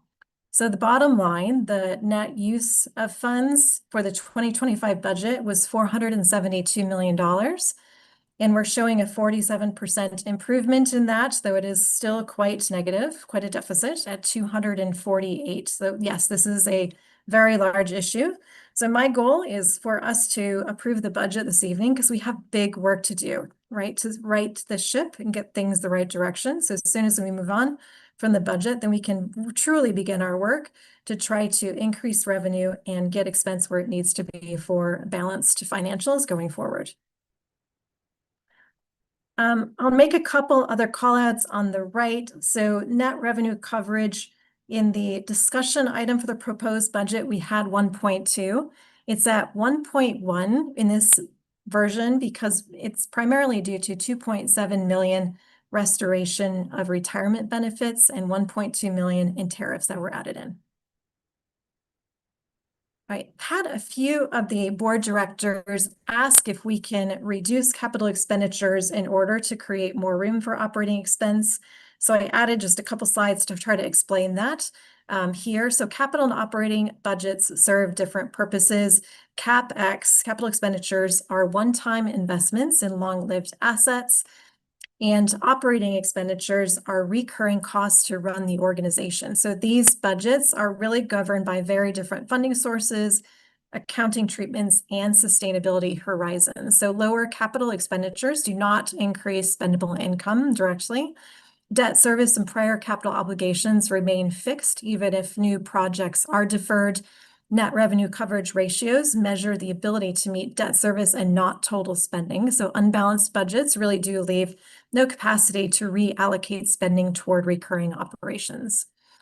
This particular view shows that deferring capital projects does not equate to available funds for operation. Financial capacity is determined by recurring revenue, debt service coverage, and the ability to sustain operations. And so you can see really what the difference is between capital expenditure in the middle there, operating expenditure on the right. For example, capital expenditure is usually done with cash or debt, and that's it becomes an asset on the balance sheet. Operating expense is funded by typically operating revenue. It's an expense item on the income statement. So they really are very different. This is a really good view on the left in the form of a waterfall chart in terms of what is typically known as the income statement, what it looks like, and how we arrive at the decrease in net position, which is the truest view of deficit, right? So I'm showing in the blue bar $216 million, and that is a deficit view. So that's 2026 net revenue coverage projection. Here in this table. So it starts on the left with revenue, excluding East Colfax BRT. And then we take out operating expense in the 2026 proposed budget, 927 million. And then we're estimating what depreciation expense might be here. And then interest expense, and that gets to our deficit, 216, as you would see it on what's commonly referred to as the income statement. After that, you can also see what principal payments look like. So a couple board directors asked me, can we just change the net revenue coverage ratio from 1.2? And so I created the slide to try to demonstrate why that's really probably not a good idea. So the 1 in the 1.2 ratio is the debt service. It's that 119 in interest expense and the 72 million in principal payments. And the 0.2, that helps to cover not only depreciation expense, but if we do want to contribute in the future to reserves, essentially that extra money would go to contributing to reserves. So we are quite a ways off from that. We're not even able to cover our depreciation expenses, you can see here. So I hope that's a good explanation. And then here's a summary of the changes in the 2026 proposed budget. So you can see those. Carry forwards were previously accounted for in beginning fund balances, just to call that out. Related expense projects are listed and will be reviewed for capitalization. Landscaping tariff, salary, retirement benefits, impact reserves, operating expense, and expense projects. And I'm mentioning here again that the East Colfax BRT project includes 139 million in expense project carry forwards for the 2026 proposed budget. And you can see a summary of the items here that have changed. And for the budget book, some of the changes from the prior version that we presented as part of the discussion item are that carry forwards of grant revenue, capital, and expense projects are now included in the budget book. We have miscellaneous changes throughout for things like grammar. And then the departmental 2026 year-over-year views have change summaries listed. So you can see from Ms. Wagner what those changes were. There's other minor corrections in the budget book. 2026 is expecting new grants, and we put some information in the budget book related to that, explaining what those are. And then we've also added some more appendix detail. So next steps are after the recommended action this evening. Then ideally, this will go to the board on December 2nd as a recommended action, and then the budget will be effective January 1st for 2026. And Mr. Chair, I will turn it back to you at this time. Thank you, CFO Mackey. At this time, I would ask those directors who have questions or who wish to speak to raise your virtual hands. I will call on you in turn. Please, let's give everybody a chance. 2 questions, 1 comment. We'll pass the baton to the next person. Director Banker, Vice Chair Banker, excuse me. Yes, thank you, Chair Guzman. 1 question and then start some of the comments. I've got a number. 1 question that I did not fully understand, I'd like more information. There have been a number, you've added numbers now for carry forward. It's in the new budget draft that you presented to us, plus it's in some resolutions. So my question is, I understand that when the board appropriates money for a capital project, and if it's more than 3 years that the capital project has not been completed, then we have to reappropriate the monies. 1, correct? So here's my question. When we appropriate monies for a capital project, for example, we appropriated, I believe it was 142 million for this year to reconstruct rail downtown. So my question is that 142 million that we appropriated, is it money that has now been set aside and invested, or is it just a paper transaction and we've not paid for it? CFO Mackey. Yes. Also, Mr. Nickel is on, and I have done so much talking. If you all would like to hear from him, I will turn it to Mr. Nickel if you would like to speak to this. Otherwise, I'm happy to.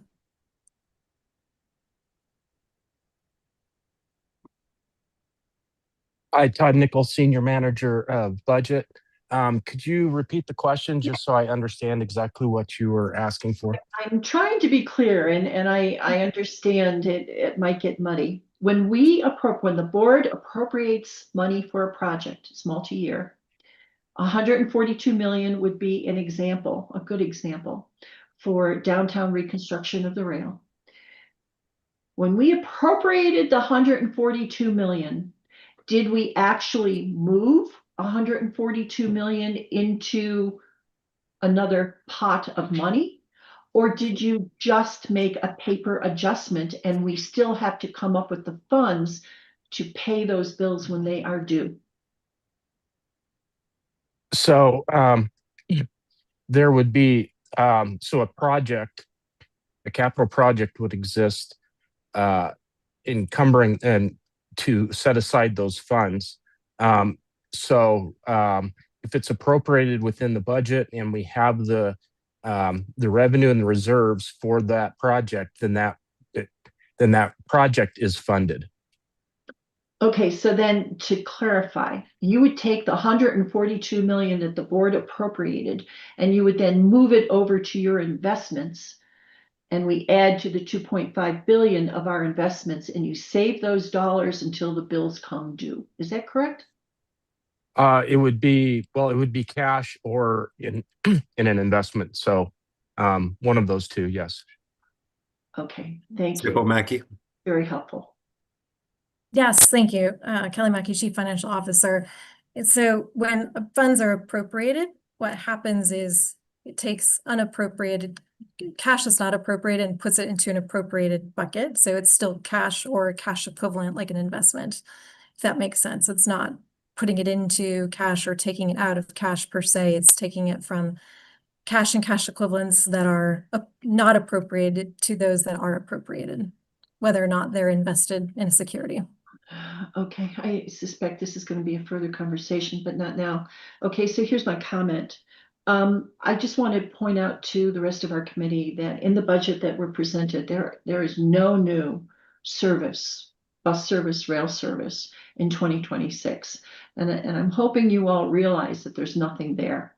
So when our staff put together the budget, when our general manager put together the budget, a decision was made as to how much of our revenue, sales and use tax primarily, and fare revenue, will go to operating and how much will go to capital.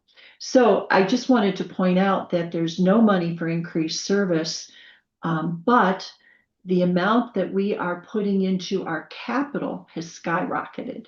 So we've gone from some small dollars last year, aside from what we were just talking about, well, now it's what, 248 million, depending on what we're going to be doing with the cutaway vehicles. So what I'm suggesting, I just want to alert our board that these decisions as to how much of our sales and use tax goes to fund operations and how much of it is going to go into the capital pot is a discretionary decision that the board was not involved with. I have more comments, but I'll wait for others to speak. Thank you, Mr. Chair. Thank you. CFO Mackey, please.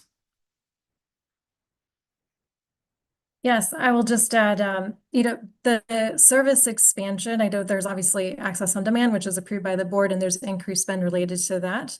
I'll give you my perspective as CFO. I personally did propose to GM CEO Johnson that we reduce service in order to try to balance the budget, and we came to a decision not to. So we've kept service flat where it is, which contributes to the deficit that we do have. And we did reduce operating expense as much as we were really able to without making significant impacts in the organization.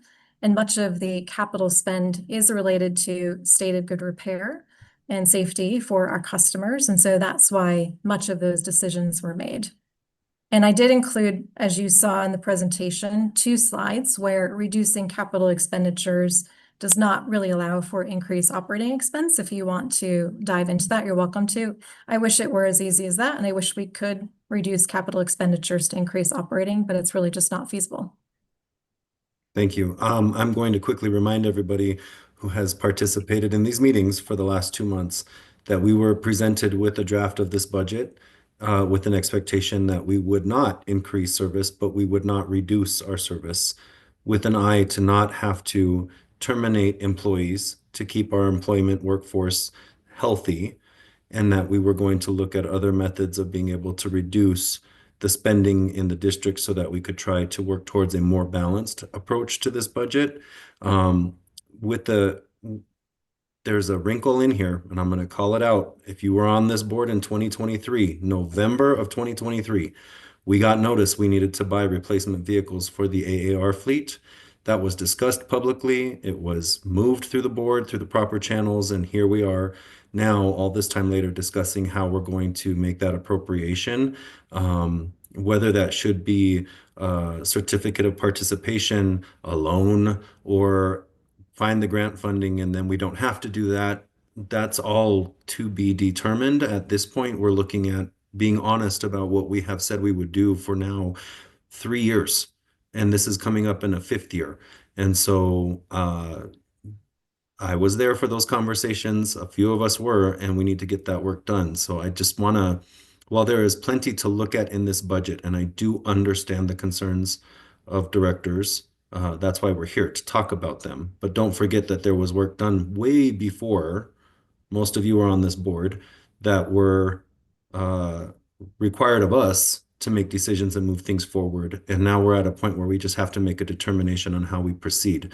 Again, we just asked the board to consider a resolution to look at any grant funding that is available to do exactly that, so we don't have to borrow or create a COP situation, COP, for the purchase of those cutaway vehicles. But we do need to look at what is going to be available at the federal level for appropriations, if anything else comes from the state, and what we will have available for it. And frankly, my colleagues, we got to stop treating our reserve funds like they're sacred cows. They exist to pay for things, and we're not touching them to pay for things that we should be. So frankly, I think that it's a bit of a moot point. We could probably move that money around in a paper chain, however you want to do it, to be able to pay for it without going to COPS. But if we're not going to discuss how we do that, then that's the suggestion that's been brought forward to try and make this process go forward. I saw the next hand go up was Director Guchenritter. Please proceed. Thank you, Chair. Just wanted to, I guess, respond / validate my understanding based on Director Banker's comment around OpEx versus CapEx kind of being a totally discretionary, seemingly finger in the air. My understanding is based on TAM, state of good repair. It's a very informed decision that drives the CapEx allocation. So I guess that, I don't know, CFO Mackey, or if somebody just wants to validate that, I'd appreciate that. Thank you. CFO Mackey? Yes, thank you. That is correct, Director Guchenritter, and I apologize for being late to our meeting last week, sincerely, but you're absolutely correct. Thank you. Yeah, I just wanted to make sure it's a little more informed and educated than entirely discretionary. So thank you. Thank you. Director O'Keefe. Thank you, Mr. Chair. Thank you, Ms. Mackey, for the presentation and hard work pulling this together. I still find it hard to believe that you came out of the private sector and do not have a 20-year career in government financing, because it is not anything like the private sector. So you are clearly a quick study. I don't have any specific comments. I'm a yes vote going forward tonight. What I did want to just say is, boards are living bodies. They're not the same over time. They have different wishes, different demands, different things they're interested in, different levels of detail they want. And I think part of the frustration, and certainly, I'd put myself in this boat too, is this is a board that wants to be more involved earlier. And so, and that will change years from now. There'll be a board that doesn't want to be involved in budget circumstances or budget planning at an early stage. But that's something I think we need to work together to figure out next year, how we engage people and everyone feels like they have say earlier on, or at least an understanding earlier on. This is not, nobody did anything wrong. This is just what this board is gonna, I think, want to do going forward with budgeting. And so I appreciate the tough decisions you're making. I know next year won't end up at all like we're assuming it's going to, up, down, good, bad, emergencies, whatever comes and hits us.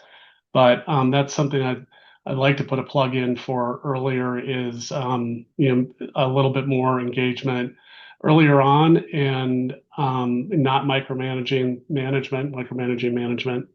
But just because there's a keen interest, obviously, as we're starting to see some strains between our revenue and our ability to fund operations. So I appreciate the work you and your team did. I could find 100 problems with this probably individually, but I think collectively, you guys have done the best you can on this annual budget, in my opinion. So thank you. Thank you. Director Nicholson. Thank you, Mr. Chair. I have two questions, and I'll take them in turn. The first question is, if the board wanted to, or if this committee wanted to prevent the agency from buying the cutaway vehicles with debt, and instead ask you to wait until there was grant funding available to do so, what would we need to do to make that happen? CFO Mackey, go ahead. All you would simply do is when I bring the details of the debt issuance later in 2026 to you, then you would just not vote for that. Okay. I saw Mr. Morgan come on. Was there more to add to that, or? Thank you, Chair Guzman. No, I think CFO Mackey answered that question appropriately. Okay. While we are on this topic, I am going to call on our CEO to address this particular issue, because it's not as simple as not issuing debt. There's a whole other complicated level to this that we need to talk about. So, General Manager, if you would like to address this matter of the cutaway vehicles for Access-a-Ride and paratransit services, I think now would be an appropriate time to argue for that in the budget. Go ahead. Yes, thank you very much, Mr. Chair, and thank you, Secretary Nicholson, for the question. I think the core issue is relative to providing service, which the RTD Act established this organization to do. And relative to the paratransit vehicles that have been discussed, I clearly understand the board's reluctance to issue debt. We are aligned on that going forward. But further to the point in which Chair Guzman asked me to speak to is recognizing that decisions were made prior to me arriving in the organization whereby these procurements were delayed. Back in 2023, we brought forward to this board the need to replace paratransit vehicles as we move forward. So there could be implications relative to being at the ready to deliver the services to one of our most vulnerable customer segments. Back to the point in which Ms. Mackey raised during her presentation, I had shared with Vice Chair Banker when we spoke on Friday relative to having the cutaway vehicles in the budget is because a discussion needs to be had in a public forum relative to what that is. So assumptions and conjecture and speculation aren't being made that this organization is seeking to balance the budget relative to a vulnerable population in light of the ongoing discussions that has ensued for nearly 18 months relative to paratransit services. So as we talk about this holistically, it needs to be just that, done in a holistic fashion, because the appearance relative to picking and choosing what our mobility options would be relative to our entire customer base, I believe is not responsible for all of us that are assembled. And relative to how they're purchased, one thing for certain is when we go through procurement, good procurement practices to which this organization must adhere, we have to identify how we're going to fund vehicles. So basically saying that we will take it up when we have grant funding, that will delay the process going forward, in recognizing that these vehicles were intended to be replaced several years ago, but there were extenuating factors, which I clearly can't speak to as I was not here during such time, but there were some adverse impacts that came about due to the COVID pandemic. We basically are operating vehicles that are in much need of repair. And further to the point, I will state, when I came to this organization, was coordinating with one group being the Colorado Cross Disability Coalition. There were a group that went out and experienced the ride in the cutaway vehicles and actually put on blinders so we could basically have an understanding of what those customers felt in reference to their riding experience. So with that, Mr. Chair, thank you for the opportunity. I will yield the floor. Thank you. Director Nicholson, I'm sure you have a follow-up. Go ahead. I do, but I'll say first just that I am comfortable opposing it now or later, whichever one is better for staff. It sounds like you guys would rather have us kill it later, but I just want to know when, because I don't want us to get to later and then say, oh my God, we can't kill it now because you delayed it. So I'm putting that out there now as a marker so that when we have this conversation, I can appropriately vote no, and anybody else can appropriately vote no without being told, oh my God, you should have done it earlier. So that's my first thing. Second thing is a very simple question. There are a lot of things in this budget that do a lot of things to our capital funding and that make a number of changes to our reserves. And I'm wondering, how do the choices in this budget impact our ability to fund what will likely be a very large commitment next year from joint service? Basically, are there things we're doing in this budget that are going to make it easier or harder to fund a commitment to joint service? And are there choices we could have made in this budget to make it easier to fund what will be a likely commitment or ask from the Joint Service Committee to fund that? Ms. Mackey, do you want to take a stab at that one? Yeah. Yes, thank you for the question. That's a very good question. The 2026 proposed budget was developed independently of that, so we didn't incorporate anything to make it harder for the joint passenger rail or easier per se. We are developing the budget based on what we see is appropriate for RTD in 2026. And I think, the 5-year financial forecast included some utilization of the FISA funds, but the budget does not. So this recommended action is not related to that. So I think there's no impact to it that I'm aware of, at least. I need to get back to regular order. So one more comment and then we need to move on. Director Nicholson. So I guess what I would ask then is just, obviously this isn't a 5-year forecast, but there are changes that we are making or not making in this budget that create or don't create certain long-term implications. I mean, if we, cut a bunch of service or something like that on a long-term basis, that might give us a larger cushion to be able to pay for future obligations like joint service. And I'm kind of wondering, was there a choice made at any level during the budget process on this in terms of how we structured this budget with an eye toward the fact that the board will be voting on joint service next year?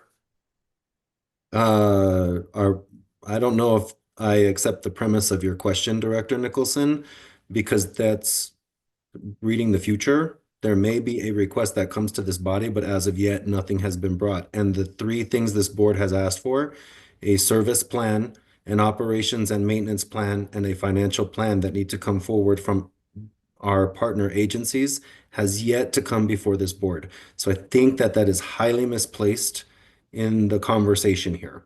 I'm going to give that caution. And if CEO Johnson would like to take an answer at that one, I will allow it, but that's where I sit with that in terms of this committee. CFO? Well, I will add actually one thing. In looking at the 5-year financial forecast and thinking through our lack of reserves over the course of 5 years, and that even in 2027, we don't have enough capital reserve for our capital replacement needs. I guess, thinking about it, there's 20 million proposed for certificates of participation, right, for the cutaway vehicles in 2026. That could actually signal, for example, to people watching that RTD is in a financial position where they have a shortfall and do not have sufficient reserves. So I think, perhaps us saying that we are putting in the budget certificates of participation, even though it's not approved yet, right? It'll be approved, it'll go for a vote later in 2026. That could signal to them that perhaps we're not in a great financial position. Thank you. Right. Director Banker or Vice Chair Banker, I return to you. Thank you very much. Just a quick comment for Director Nicholson. I have to add, there are 2 revenue sources from CDOT that we have never talked about that would finance both the Northwest Line and the completion of the N line.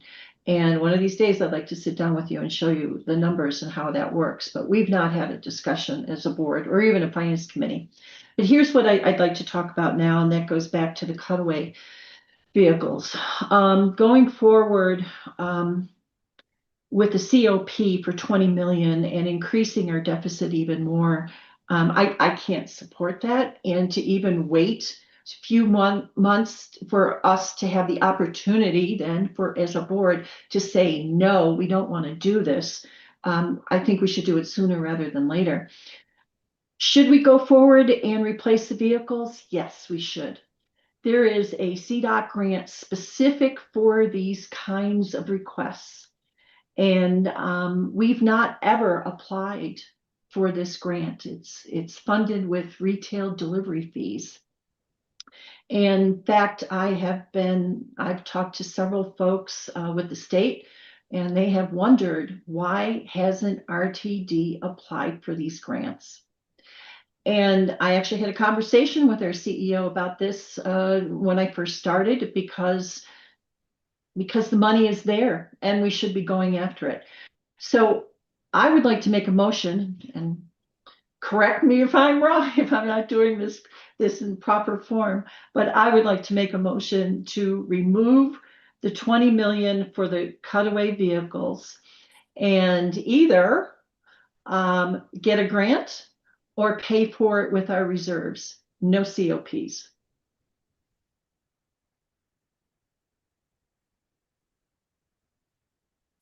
And is anybody interested in moving that forward, or do you want to go forward with COPs? Okay, then I will be a no vote on the budget. And Sorry, I will, hold on. You- We had a motion, it was moved, it was not seconded, so that fails. Thank you. Now go ahead with the rest of your statement. Okay, I will not be able to support this deficit budget. I will be a no vote through the entire process, because it is important that we recognize the seriousness that we are in.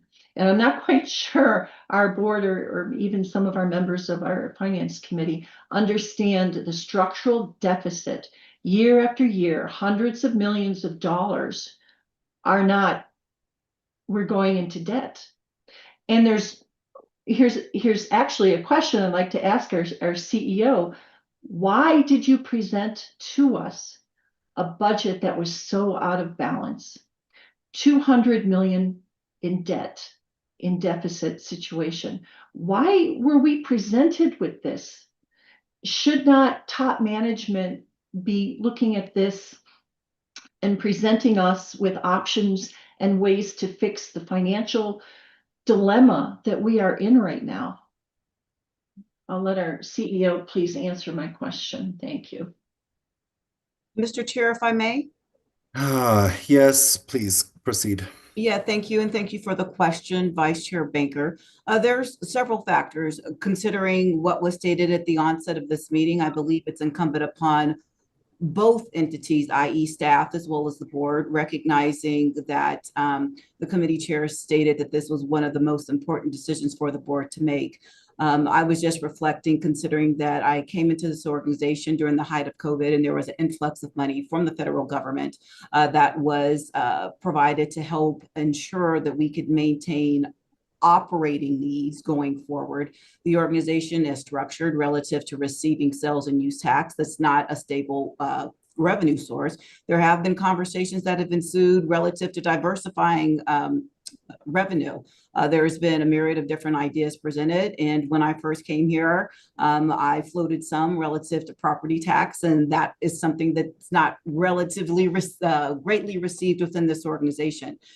Keeping in mind that the budget was approved going forward, I don't shirk my responsibility in being the general manager and chief executive officer of this organization, but recognizing the dynamics of this vast region and how it is funded. I think there's a myriad of opportunity in going forward with past practice. It gives us the opportunity to pivot and adjust. Relative to what CFO Mackey has outlined as it relates to our CapEx, relative to our OpEx and how that could be shifted. There were decisions made within this organization, be they good, bad, or indifferent, that we deferred maintenance, and we're in a precarious position whereby I don't support sacrificing the integrity of our transit network relative to not ensuring that our assets are stayed in a good repair through a certain lens so we can be in a certain financial position. I believe that the staff has done a yeoman's job relative to our current debt obligation as evidenced by our credit ratings as we move forward. And recognizing what you put forward, I think it's incumbent upon us as we look to the new year to lean in and talk about how we can diversify our revenue. Thank you. Okay, I would ask top management to always present us with a balanced budget and give us options. This is not a balanced budget. It's the third one that we now are in a deficit situation. Looks like 27, we might also be in a deficit situation. I assume that is the responsibility of our top management to work with the board to figure this out and to come forward with a balanced budget. Thank you. I'm gonna take a moment here and I want to address something. The last 2 years I've been asked to vote on budgets as well, Director Banker, and we have done our due diligence. We have received the reports from leads. We have passed a 5. We have done all of the studying and the work that has come to us with the expectation of having a balanced budget. And for 2 years, I have requested that we lower our anticipated sales and use tax revenues 2 years in a row, 23 and 24, because I knew that we were not going to make the numbers that were presented. They were too rosy. And again, I have said it this year, and it was flatly refused. You don't accept the premise that we're not going to receive the amount that we are projecting, and I look to you as my partner on this committee. When I made that suggestion and the response was, no, we're going to get more than what they're suggesting, and we need to look at other sources from the state who have since revised that dollar amount and information to try and understand how then, where we do have authority and power in our committee to make some changes, we were not able to make those adjustments properly to take a more balanced budget forward to the board. We own this process as well, and we have been in this process for several months, but there have been grave disagreements between even you and I trying to get it done. And that is because we are both passionate about seeing how we do this.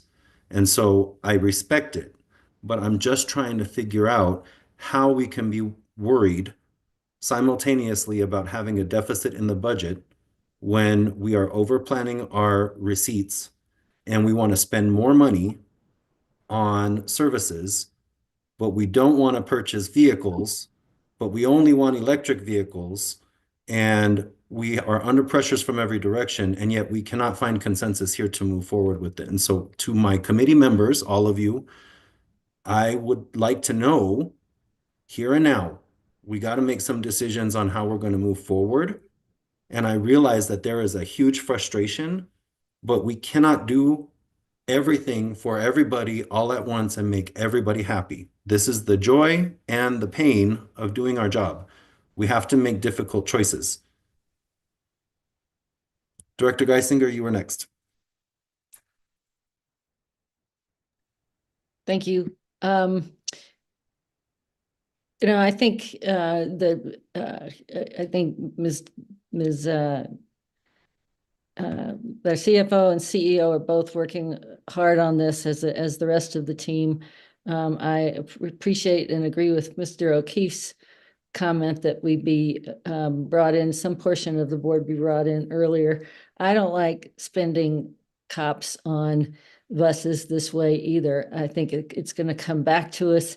$20 million is not enough to keep me from voting yes on this budget. I want to keep it moving forward.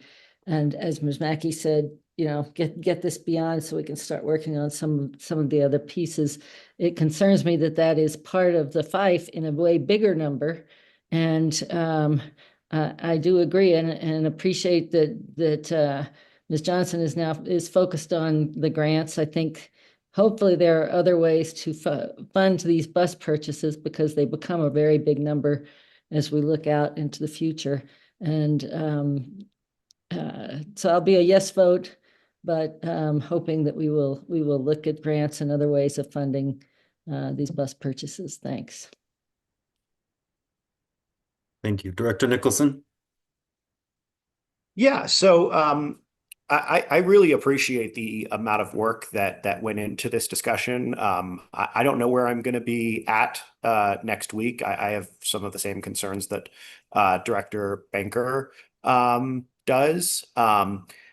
My biggest issue with this budget, and we'll get into this a little bit with the 5-year forecast and the long term, is using reserves is fine if we expected that we wouldn't need to 3 years from now or 4 years from now.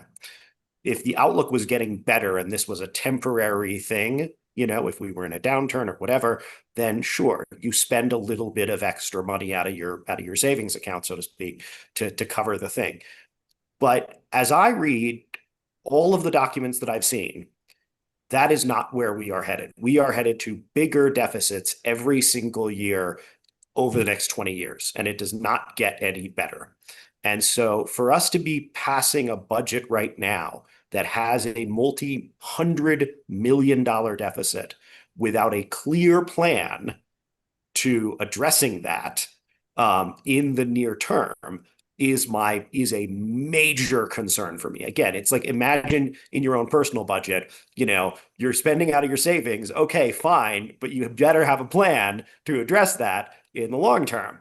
And I'm not sure we've articulated with anything we have coming up tonight that we do have a plan to address that in the long term. We don't have any specific. We haven't laid out any plans for how we are going to solve that problem. And so, when that comes back to this budget, Mr. Chair, because I know we care about talking about the item that is up, it makes me very worried to approve a budget with a huge deficit like this when we don't have a plan to avoid them in the future. Thank you. CFO Mackey. Yes, so I have two options basically coming out of this meeting tonight. So if the budget is approved, then I can direct my staff's efforts to working on that plan to present to you all in January, right? How we're going to reduce the deficit, balance things going forward. But if this committee does not approve the budget, then instead my staff's time is going to be spent on updating spreadsheets, updating software, updating PowerPoint slides to represent this to you instead of really fixing the issue. So my recommendation would be to approve the budget as is tonight. Even if things are approved, I will always be reviewing expenditures throughout 2026. And then we immediately focus our efforts and my staff's efforts on how we fix this deficit issue. There's actually a third one, which is if no action is taken tonight to recommend this to the board, or it goes to the board and the board then does not recommend it, the agency itself runs on a 10% reduction at minimum. It can be as high as 20% reduction of this year's budget by law. Our fiscal policy states 10%, law states 20%. We would be running the agency at 80% of our current budget, which is neither helpful nor useful in trying to move forward with it. And so there's also that part of the work that might need to be done. And I would caution everybody at a time when we are already under scrutiny by people external to this agency who do not have at their fingertips or in their emails or in their ability to communicate with everybody in the way that we as directors do, nor do they have the sworn fiduciary responsibility of protecting the agency and serving the public as directors do, are judging us and judging the governance of this agency. I think it would be a mistake not to move forward with this. And as Doug Tisdale, our former chair of this committee, used to say, what the board giveth, the board can taketh away. So if we don't like some aspect of the budget, we can always move to change it in the future. Always. That is always up for debate. If we don't like some aspect of the budget in January, to Director O'Keefe's pretty direct point, we have the ability to convene a meeting of the Finance and Planning Committee and have the conversation about what we would like to see change. We're not a paper tiger board. We're not a paper tiger committee. We do need to work together with each other. But if we fail to do this, if we fail as a body to do this, I think it's a worse mistake. We lose control of the story, the narrative, and the finances of the agency, and we don't have a way to move forward with it. So That's my 2 cents on the matter. Director Nicholson, last crack. We're at 7:29. I need to get the transcriptionist on a break, so we're probably ready for a vote, unless there are any other directors who want to opine or ask questions. Go ahead. Sorry, my apologies. Just a very quick follow-up to Ms. Mackey. You said that, if we approve this, your staff will get to working in January on a way to do deficit reduction. Is that inclusive of the long-term deficits that we are projected to face, or is that just a promise to work on the deficits that we're going to face in the next, 2 to 3 years, because those are very different types of problems and very different types of solutions necessary. So I'm wondering which of those tracks you're sort of thinking of. CFO Yeah. Mackey? Yes. So the most immediate need is the next 1, 2, 3 years. Probably the most attention could go toward that, but I do feel like looking at the longer range is also very important too, because you can't really do one without the other, and you should do both. I think most of their time should be spent probably on the next 2-year time horizon, but I would like to spend a good deal of time thinking about the longer term horizon. Awesome, thank you. All right, I see no other hands up, so we're going to go to the vote. Vice Chair Banker? No. Director Bouquet? Yes. Director Geisinger? Yes. Director Gutschenritter? Yes. Director Larson? Yes. Director O'Keefe? Yes. I am Chair Guzman. My vote is a yes. That passes with 1, 2, 3, 4, 5, 6 yes, 1 no, 0 absent. Thank you. It is 7:31 p.m. I am going to adjourn for 10 minutes. We will return at 7:41 p.m. to conclude the meeting. Thank you.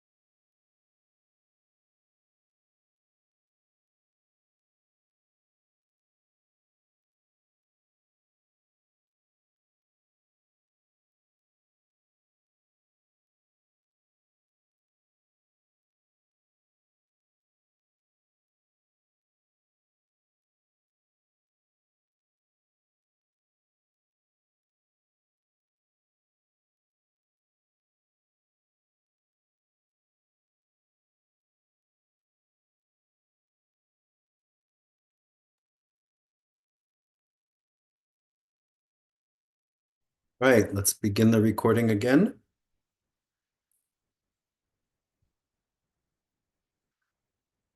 All right, we are reconvening the Finance and Planning Committee on November 11th at 7:41 p.m. Thank you so much, directors. We are going to our fifth action, which is for the 2026 debt defeasance certificates of participation. This is for the Board of Directors to approve the defeasance of 2026 debt service for certificates of participation. Do we have a motion? Motion. Thank you, Director Larson. Is there a second? Second. Thank you, Director O'Keefe.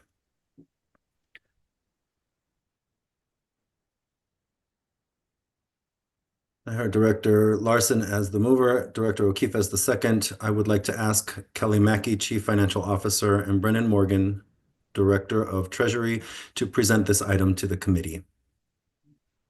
Thank you, Mr. Chair, and I would like to thank Mr. Morgan for his work in putting together a really good proposal for debt defeasance or prepayment that staff recommends, as staff is bringing this to you this evening as a recommended action. Expenditures have outpaced revenue for the past couple of years, which is expected to continue into 2026, given the current service levels and projected sales tax receipts. When spend exceeds revenue, it puts pressure on RTD's ability to pay its existing debt obligations, as well as draws down reserves. A couple of ways to measure RTD's ability to repay its existing debt are through its debt service coverage and net revenue coverage ratios. Net revenue coverage is revenue less operating expense to arrive at what remains to cover debt service. The ratio target is 1.2, as there are other expenditures like depreciation to cover. These coverage indicators did not meet RTD fiscal policy requirements in 2025 and are not expected to meet those requirements again in 2026 at the current service levels, unless RTD takes additional, more impactful expense reduction action. And we have had those difficult conversations, as you know. But another temporary option is to reduce the 2026 scheduled debt service payments to create one-time temporary cash flow, debt service, and net revenue coverage relief for 2026. Staff examined various financing options, one of which was deferring and extending the repayment of certain debt service obligations through refinancing them, commonly referred to as a scoop and toss, to reduce debt service payments during 2026 and improve available cash flow. And after a thorough examination, staff and external advisors determined that the costs of executing this option in a manner that is helpful for 2026, which would include the repayment of such borrowing over a subsequent 5-year period, would likely exceed $5 million. A more efficient option that has an equally beneficial impact on debt service and net revenue coverage in 2026 without the additional increased interest costs is a defeasance or prepayment of certain pre-existing debt service obligations that are due and payable in 2026. A defeasance is a financial technique in which an issuer irrevocably sets aside cash in an escrow account held by a financial institution, typically the related bond trustee, to cover future principal and interest payments on an existing obligation as a form of prepayment. Bondholders are paid all due principal and interest on the scheduled payment dates from funds deposited in the escrow account, and bondholders can only look to the escrow for payment. This process discharges the issuer's payment obligation for the defeased obligations, $57 million in this case, allowing those $57 million in debt obligations to be removed from the issuer's balance sheet for financial reporting purposes, even though the original debt remains outstanding until the escrow fully repays the obligation on its prepayment date. This is a technique that RTD has used in the past when refunding or refinancing debt. And with cash held in escrow, RTD can invest in U.S. government securities or hold it in cash, with the investment earnings accruing to benefit RTD. Simply put, RTD keeps the earnings that adds to its revenue. In 2026, RTD is scheduled to make certificates of participation payments of $35 million related to Series 2020, 2023, and 2025 as well as Fast Track's bonds payments of 22 million related to the Series 2022A. 2022 AB. Defeasing 57 million of the 2026 principal and interest payments will enable relief in the net revenue calculation of approximately $69 million in 2026, as provision for payment will be made prior to year end of 2025. This payment will allow RTD to spend 69 million more in 2026 operating expense to maintain its current staffing and service levels. This action further reduces the 2025 net revenue coverage, which was budgeted at approximately 0.6 instead of 1.2. The initial estimated cost of this defeasance, including legal counsel, trustee fees, and related professional services, is less than $75,000. Defeasance is a good option for RTD to leverage in order to maintain current service levels in 2026.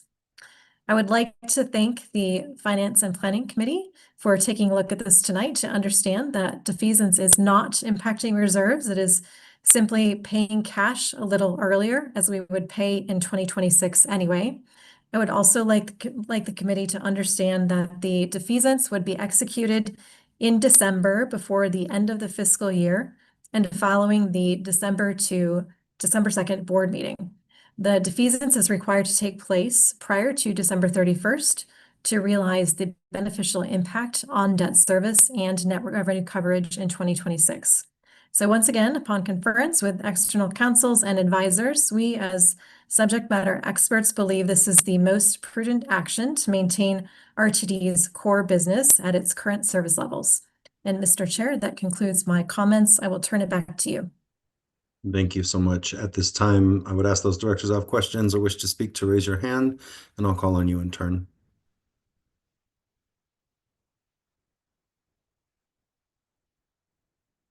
All right, I do not see any questions or hands raised at this time. So let me ask, are there any no votes on this item? I am a no. Okay, I will do a roll call vote. Director Banker, No. Director Bouquet, Yes. Director Geisinger, Yes. Director Gutschenritter, Yes. Director Larson, Yes. Director O'Keefe,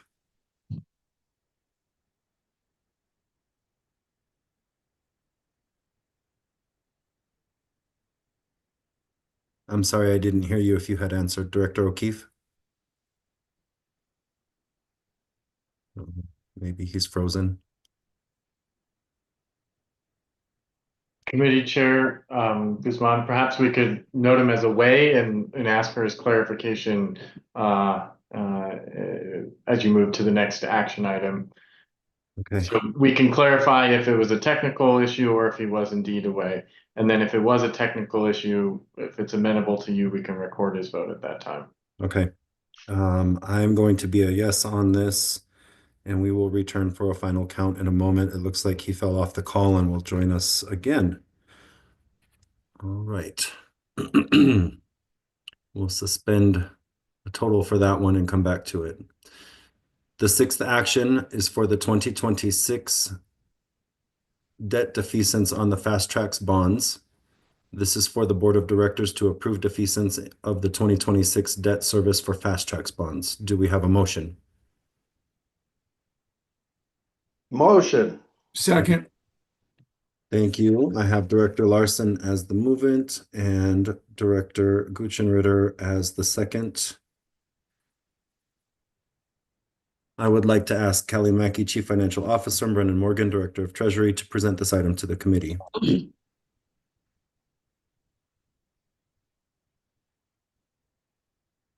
Oh, you're on mute. Sorry.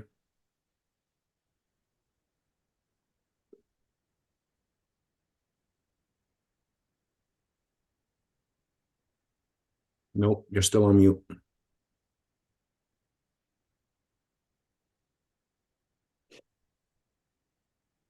No. Hey, you know, we love the technology when it works and we love it when it doesn't work. It's okay. Let's do this. I'm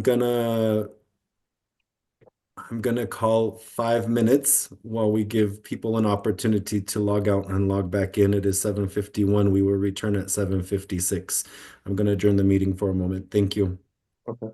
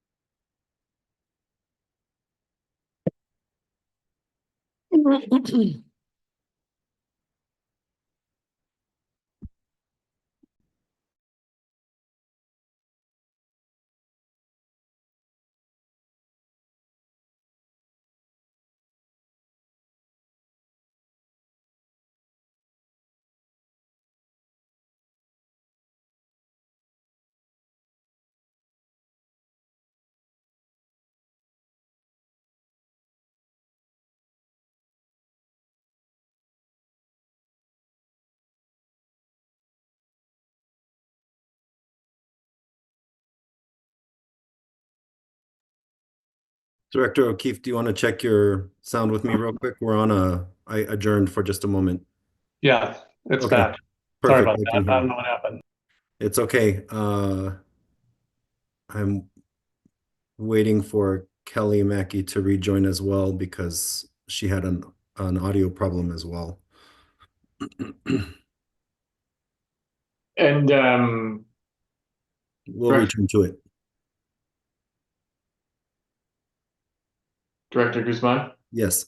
the Patrick O'Keefe or Director O'Keefe indicated he was a yes vote, and so we might, once we restart the recording, we might clarify that. Yeah.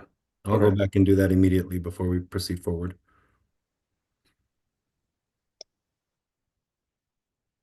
Glad it wasn't just me.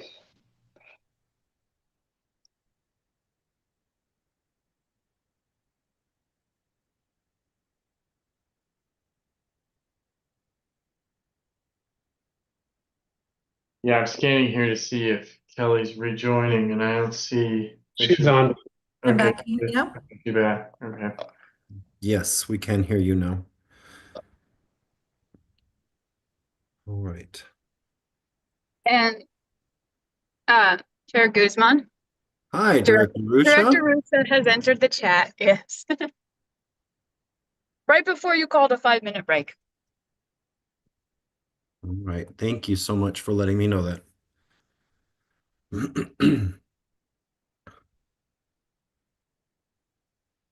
I joined as soon as I could. No, that is okay. Thank you so much.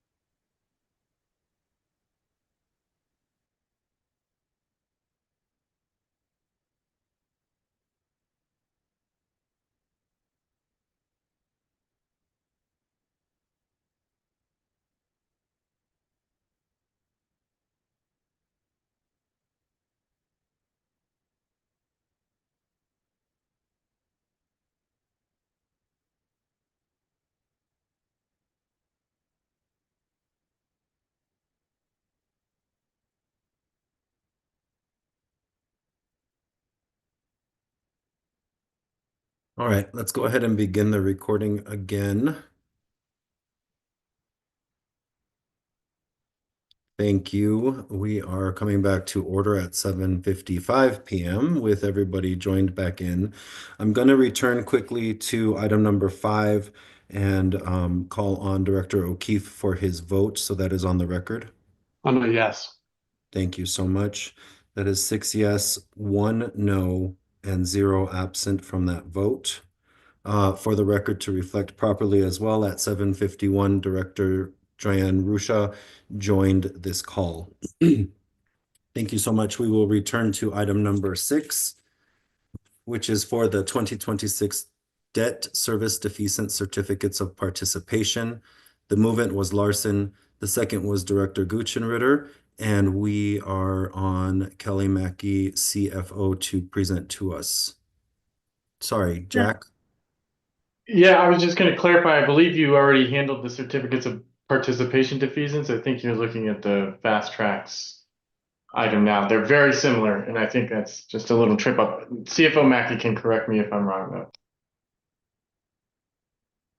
That's correct.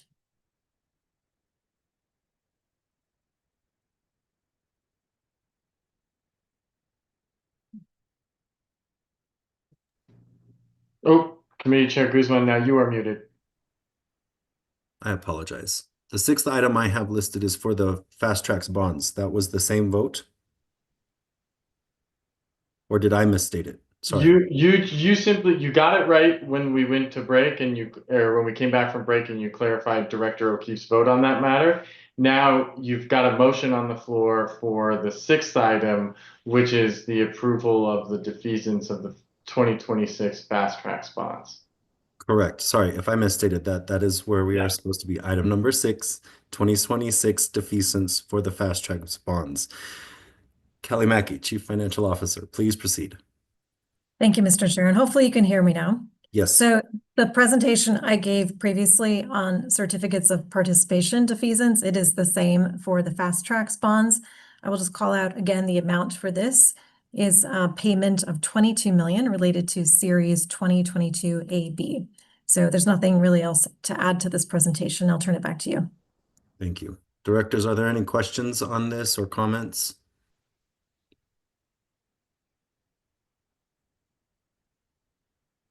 Right, I do not see any hands raised. Let's take a roll call vote. Director Banker. No. Director Bouquet. Yes. Director Geisinger. Yes. Director Guchenritter. Yes. Director Larson. Yes. Director O'Keefe. Yes. I'm Director Guzman. My vote will be a yes. That will pass 6 yes, 1 no, 0 absent. Thank you very much. All right. The 7th action is for the long-range financial plan. This is for the Board of Directors to approve the long-range financial plan. Do we have a motion? Motion. Second. Thank you. I have the movement as Director Larson, the second as Director Guchenritter, and I will ask Kelly Mackey, Chief Financial Officer, Todd Nickel, Senior Manager of Budget, Brian Welch, Senior Manager of Planning and Technical Services, to present this item to the committee. Please proceed when you're ready. Thank you, Mr. Chair. Hopefully you can see my screen. Yes. And I would like to thank the Senior Manager of Budget, Todd Nickel, and Senior Manager of Planning and Technical Services, Brian Welch, for their work in creating the long-range financial plan that we are presenting this evening as an action item. The long-range financial plan serves as an extension of the 5-year financial forecast through the 30-year time horizon, which is currently 2055. This plan is submitted to the Denver Regional Council of Governments, also known as DRCOG, the federally designated metropolitan planning organization for the Denver region, pursuant to the Federal Transit Act, Part 23, Section 5301. DRCOG will incorporate RTD's plan along with the plans of other member governments and partners in the Regional Transportation Plan that is updated every 4 years as required by 23 Code of Federal Regulations, Section 450-324, in order for projects to receive federal funding. The Regional Transportation Plan guides the long-range vision and investment framework for the region's multimodal transportation system. DRCOG relies on financial forecasts developed by RTD to determine the amount of funding available for use in RTD's transit network. RTD's lenders also utilize the plan to ensure that RTD has the financial capacity to repay its debt. The long-range financial plan focuses on ensuring that RTD can fund the ongoing operation and maintenance of the base system and the Fast Tracks corridors while repaying its debt obligations. In the forecast, while revenue is expected to increase, it does not keep up with the rising cost of operating the existing system, investing in state of good repair, and funding capital projects for the existing infrastructure. Debt service does decline over time, but those savings are more than offset by increased operating and reinvestment needs. This widening gap between revenue and requirements underscores why long-term planning and funding solutions are critical. As we discussed at the October 14 Finance and Planning Committee, staff has slightly adjusted the fare increase assumptions so that base fare increases from $2.75 to $3 and 25 cents more every 3 years after are starting in 2032. Some of the key elements of the 2026 through 2055 forecast include the September 2025 sales and use tax forecast from the Leeds School of Business at the University of Colorado Boulder. Future formula grants are forecasted based on historic appropriations and escalated at the Consumer Price Index, or CPI. Operating costs are based on the final year of the 5-year financial forecast, escalated at 3% CPI, with vehicle hour and mile adjustments for increased transit utilization. The Bureau of Labor Statistics indicates that the CPI for Denver, Aurora, Lakewood dropped below 3% in early 2024. Replacement of the revenue fleet and other assets is based on the current asset inventory and replacement schedules without expansions to capital assets. Replacement of maintenance facilities as projected to be required are included. The forecast model only includes issuance of 539 million additional certificates of participation in the 2026 through 2030 timeframe to fund a portion of capital replacement requirements, which includes some hybrid and electric buses, but mostly diesel due to the market's current availability. The supporting fleet fact sheets also provide a higher cost option for a larger proportion of hybrid vehicles. No issuance of debt beyond the 2030 timeframe is included in the long-range financial plan. The forecast assumes that any incremental costs, capital or operations for DRCOG Regional Transportation Plan bus rapid transit corridors above those funding levels currently provided by RTD would be paid for and financed by stakeholder project sponsors. The forecast model includes that the Denver Transit Operators Concessionaire Agreement for the A, B, and G lines remains in place through 2044, with RTD assuming operations thereafter. It includes the entire light rail network conversion to level boarding, as well as that a new bus operating facility will be built or acquired, that the existing automatic block signal system for light rail is converted to a cab signal safety overlay, and that the agency does not assume ownership of private contractor bus operations facilities. This forecast assumes a balance of 3 months of operating expenses in the operating reserve and reserves fully utilized, with the exception of keeping 145 million in the Fast Tracks internal savings account. This long-range financial plan does not incorporate proposed defeasance or prepayment of a portion of the 2026 debt obligations. Note that implementation of the facilities and fleet transition plan would add approximately 1.4 billion to the capital costs above what is listed in the long-range financial plan schedules. Due to complexities and unknowns in the fleet replacement schedules, the facilities and fleet transition plan is not able to be incorporated in the long-range financial plan by year at this time. We included the 1.4 billion incremental cost estimate in the board report for reference, however. The prior long-range financial outlook for 2022 through 2050 that was shared at the Colorado General Assembly Town Hall on December 9 of last year showed revenue nearing 3 billion by 2050, which is similar to this update, with findings that future expenditures are expected to outpace revenue with an increasing degree as decades progress. In the prior version, expenditures similarly exceeded revenue, but it reflected smoother spending trends. The update we are presenting this evening is intended to reflect more accurate expenditures based on what we know today, which creates less smoothness in the expenditure bar chart trends. The long-range financial plan does not provide RTD with the means to maintain its current system in a state of good repair through 2055 without significant incremental revenue from new funding sources. Between 2026 and 2055, RTD would not have the capacity for service expansion or new projects beyond those needed to maintain a state of good repair. And Mr. Chair, that concludes my comments, and I will turn it back to you. Thank you. Directors, are there any questions or comments on this? Director Banker, your hand went up first. Yes, thank you. Kelly, could you go to the next page? It's actually page 253, which is that chart that you showed us, except now we've got the numbers. I don't know if you can.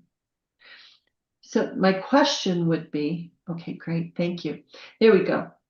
So my question would be, looking at the first column, where you're looking at 2026 to 2030, I see you've got the $539 million in there. That has been in our 5-year forecast, where we would be going forward and doing COPs to purchase diesel buses. And so here's my concern, that if we were to go ahead and say, yes, go forward with this, I don't want my vote to agree with the $539 million of COPs for buses. And so that's my concern. If I vote yes, does this mean that we are locked in to this particular plan that we were presented with just a few weeks ago? I'm concerned that management would come back to us and say, board, you've already approved it, we're going to go forward. So what is your view on this, please? CFO Mackey. Good question. This is not an appropriation of funds. It's not a budget, not a plan. So it in no way says that we are going to do this. It's simply a forecast. And I want to assure you that it's not committing us to do that. And we would come back in future years. So, for example, an issuance, if we were to do an issuance for 2027, we would come back to you probably toward the end of 2026 for just that issuance. So we would come to you individually with actions. This is not asking for an appropriation or a budget or approval or anything related to issuance of certificates of participation or debt. Okay, but again, my concern is because we've had a fair amount of discussion about the 5-year forecast that we were given, and that's what this is. That first column is the 5-year forecast. So I just, even if we were to approve that 5-year forecast where there's the $539 million of COPs, it is a plan of some sort, correct? I realize we're not doing an appropriation, but I know after talking to a number of board members that there's got to be there are a lot of questions and a lot of answers that we need before we go forward issuing those kinds of COPs. So that's my reservation. And then I also have to add, I find it almost humorous to try to come 10, 20, 30 years into the future trying to come up with a forecast. I realize it's your just best educated guess, but we don't know what's going to happen in January, let alone in 2025. But I know we're required to do this by federal law, but I always find these exercises a little bit amusing. So thank you. CFO Mackey. Yeah, if I may just add, I think due to the long-term nature of public transit, it's a really good thing to do to look 30 years out. Private sector, other industries, really not quite as needed. But because making investments really is an investment 20, 30 and beyond, 20 or 30 years and beyond, I personally do feel like it's important to do that. Thank you. Director Nicholson, your hand was up. Allow Director Rusha to. I called on you. Go ahead and proceed. Sorry, I'm just in the kitchen, so I wasn't able to be in front of my thing. If it's okay to allow my colleague to go, I would appreciate that. Director Rusha?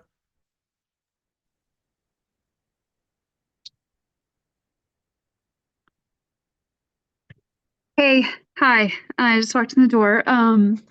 Thank you for recognizing me, Mr. Chair. I don't want to belabor the point, but I just wanted to say that I do concur with Director Banker that this is a plan. We don't have documents like this without reason, and forecasting is part of planning. And planning is also policy, even if it's subject to change. And I would also just note that prior to our 5 and 10-year forecasts, we called them plans. So I personally am not comfortable voting yes when this comes before the full board for a couple of reasons, but the biggest one is because I think this also, it sends a signal from the board of directors that we are going to increase fares, and I'm not ready to I'm not there yet, and that's a major policy point for us as a board, and it's one of the few things that we have to vote on, right, by law. So I will be a no on that basis, and I thought it best to share that comment here in committee and not take up space at the end of the month to do it. But with that, I just want to thank everyone who has worked on this, and that includes our staff, and that includes Ms. Mackey. And a no vote for me is not in any way intended to be a vote of no confidence with our budget team. And I wanted to make that also clear before I yield to my colleague. So thank you for letting me speak, and I appreciate everyone's time on the topic. Thank you, Director Rusha. Director Nicholson. Thank you, and thank you for the accommodation, Mr. Chair. So this document was the most oh my God moment that I have had as a board member. I had heard rumors from former Chair Davidson about the scope of the issue, but it wasn't until I saw this in the packet that I was like, this changes everything about what I think my time on the board is going to be like, and about the challenges that we are going to face and what I have to deal with it. And so the reason that I say that, and the question that I have in all of this is basically, you know, there are four realities that I can think of when it comes to this, the long-term, you know, planning for our budget. The first one is, we've got a ton of money coming to us. Let's start expanding service. We don't need to, you know, there's no debt worries, anything like that. We, you know, you know, times are good, all that kind of stuff. The second one is, we can basically pay our bills going forward. We don't really need to do anything. We're not going to be adding a ton of service. Maybe we'll be adding a little bit. The third one is, oh, you know, we are probably, if we want to do anything of significance, we need to go to the ballot. Otherwise, you know, long term, we're a little bit screwed. And, you know, maybe we'll see ourselves unable to pay for 10%, 15%. And then there's what I feel like this is, which is, oh God, if we don't go to the ballot in the next like 4 years, we will have to cut like 40% of our service, our bus service, by the time that I'm off the board in 2032, assuming I get reelected. And so my broader question, and I've had folks from the Alliance to Transform Transportation call some of these numbers into question for probably the same reason that we heard earlier, which is, you know, long-term forecast, how can you be sure? So I guess my question in a broader sense to you, Ms. Mackey, is, of those 4 scenarios that I laid out, which picture do you feel most comfortable saying that we are in? And how would you, in a qualitative sense, characterize the sort of level of, oh God, that I have to be feeling at the moment, and the degree to which I have to be freaking out? You know, do I need to be freaking out over raising more revenues? Do I need to be mildly concerned? You know, should I be, you know, going to, you know, Hawaii and just like, turn this into something that tells me sort of what I need to be thinking about and doing, you know, to prepare for the next couple of years. Yeah, I suppose, Mr. Chairman. Please go ahead. if I may be honest, I think I've told a few of you that I didn't sleep very much in July. I lost a lot of sleep thinking about these numbers when I really started digging into them in the budget, in the forecast, in the long-range plan. So I don't know if I would use the term freak out, but I would take this seriously because it's a huge issue. And, I welcome others who want to vet these numbers. I think, it could be worse for sure than what we're presenting here, but could be better. It depends on economy and a lot of different factors, inflation. That is staff's best estimate currently as to what the future picture would be, but it is a serious situation that needs to be addressed. Yeah. Right. Mr. Chair, can I? Yes. Thank you. So I guess the way I would characterize that is, it's directionally accurate. It may be a little better, it may be a little worse, but we're not all going to be off partying in Barbados while RTD's budget takes care of itself. Like we do need to look at a ballot measure. Is that a fair statement? We need to either look at a ballot measure or cut a ton of spending. Is that a fair appreciation of what we're looking at here? Madam CFO. I think that's a fair appreciation. I can't speak to should we do a ballot measure, but I think we do need to, address this appropriately. Got it. Thank you. Anybody else? Director Geisinger? Just one quick question. It sort of jumps the gun, but as if I understand right, you're bringing us a new 5-year forecast in early 2026. Is that right? I intend to. That's my plan. Yes.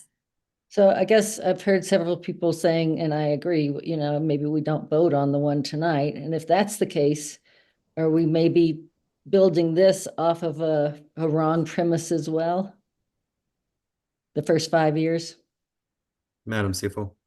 I would just say that based on University of Colorado Leeds lowering the revenue forecast by $90 million over the 5-year period, and because we weren't able to get close to what we put in the FIFE for operating expense to maintain service levels, I think when we reforecast next, whenever that is, Q1 or whatever, the picture will look significantly worse.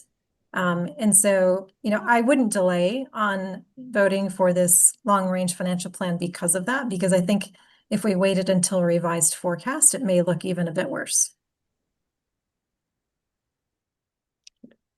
I hear you. I guess I'm wondering, I don't know when we have to file this, but, Director Binker mentioned the 539 million. I don't know if that's going to change in the FIFE. I certainly think we have a lot of concern about it.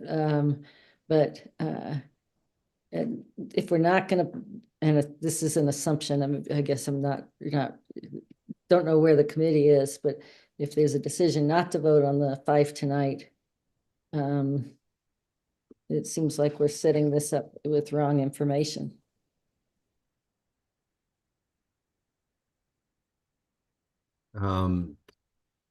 CFO Mackey, anything to add there? Information changes all the time. Every month information changes. So I don't think there's an issue with voting for this evening personally, because things will change in January and February. It's just the nature of how things are. Thank you. Director Rusha? Thank you, sir. I'm not a member of this committee, so I'm just putting out a hypothetical. This might be a procedural question for council or you, sir. Would it be possible for the committee or the board to put a condition on this plan stipulating it will be revisited at a date certain? Would that be, if somebody wanted to make that motion, a valid motion, like in this committee or at the end of the month, to try to solve for this chicken egg bottleneck scenario we have? And I approach it because I share Director Geisinger's concerns, and I understand her logic and I agree with it, but I also understand where staff's coming from too. Okay. I will look through my book right here and confer in a moment, but in the meantime, I'm going to proceed to Director Banker.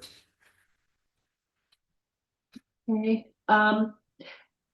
I just want to explain my upcoming vote that if the $539 million stays in that first column, I will be a no vote because I do not want my vote to be inferred by folks that I approve of this $539 million of COPs.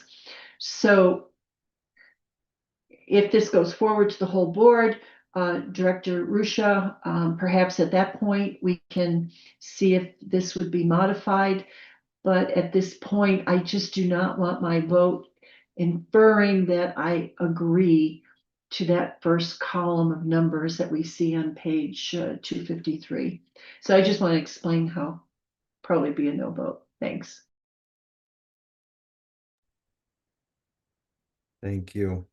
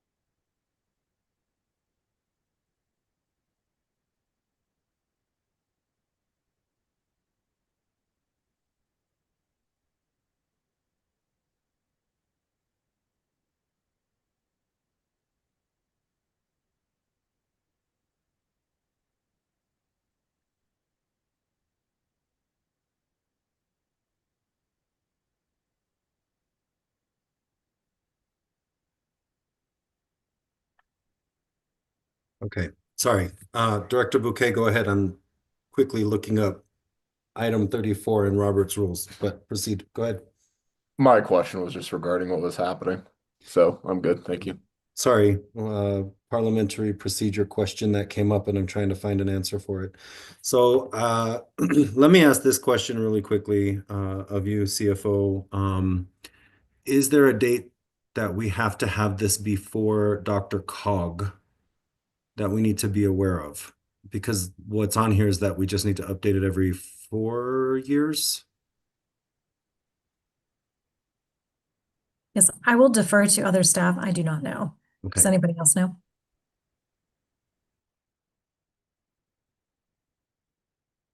Mr. Welch? Thank you, General Manager Johnson. My judgment would be that it would be beneficial to get this to Dr. Cog sooner rather than later. They are in the process right now of updating the 2050 Metro Regional Transportation Plan.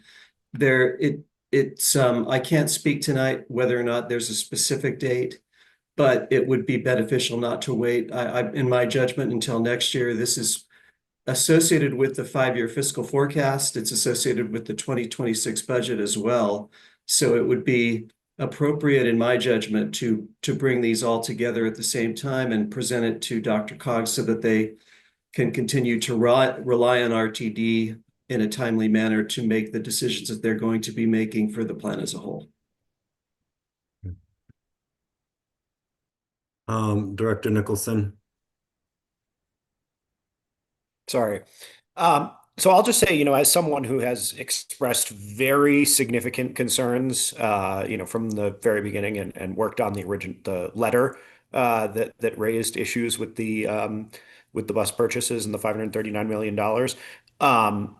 I don't think it's necessarily a problem personally for us to move forward with a plan that represents where we are at this particular moment, recognizing that we will be most likely on the next item saying, you know, we're not approving or not, we're you guys that you are saying, I should say, I'm not a member of the committee, you know, kicking that one down the road until, you know, Chief Financial Officer has the ability to present. I think that, you know, I agree with Mr. Welsh that getting our documents out the door where we can is the ideal. And you know, you update documents when you update documents. You know, this does not have to be the final version of a 30-year forecast. You know, recognizing that there are questions out there. I'll say myself, some of those bus purchases are going to be necessary. I'm not sure I want them all to be diesel bus purchases. I'm not sure I want all of them to happen, but we're probably not going to spend none of that money over the next 5 years, or we would cause many. I mean, I guess my question for GMCO Johnson would be, what would be the consequence of not spending any of that $530 million on the agency's state of good repair? Madam CEO. Thank you very much, Mr. Chair. Secretary Nicholson, thank you for the question. My response is purely based on conjecture and speculation, but if we're not investing in the state of good repair, we wouldn't have appropriate infrastructure and assets to deliver the service that the constituencies have come to rely on.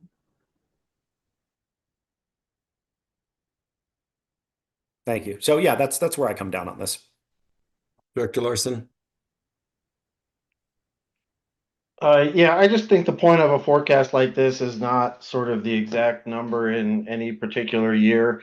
It's really to communicate the message about what we think it looks like sort of in the long term, and I think it does communicate that message effectively, an important message about sort of where revenues versus expenditures are looking like they're going, and I think we should get that message out as soon as we can.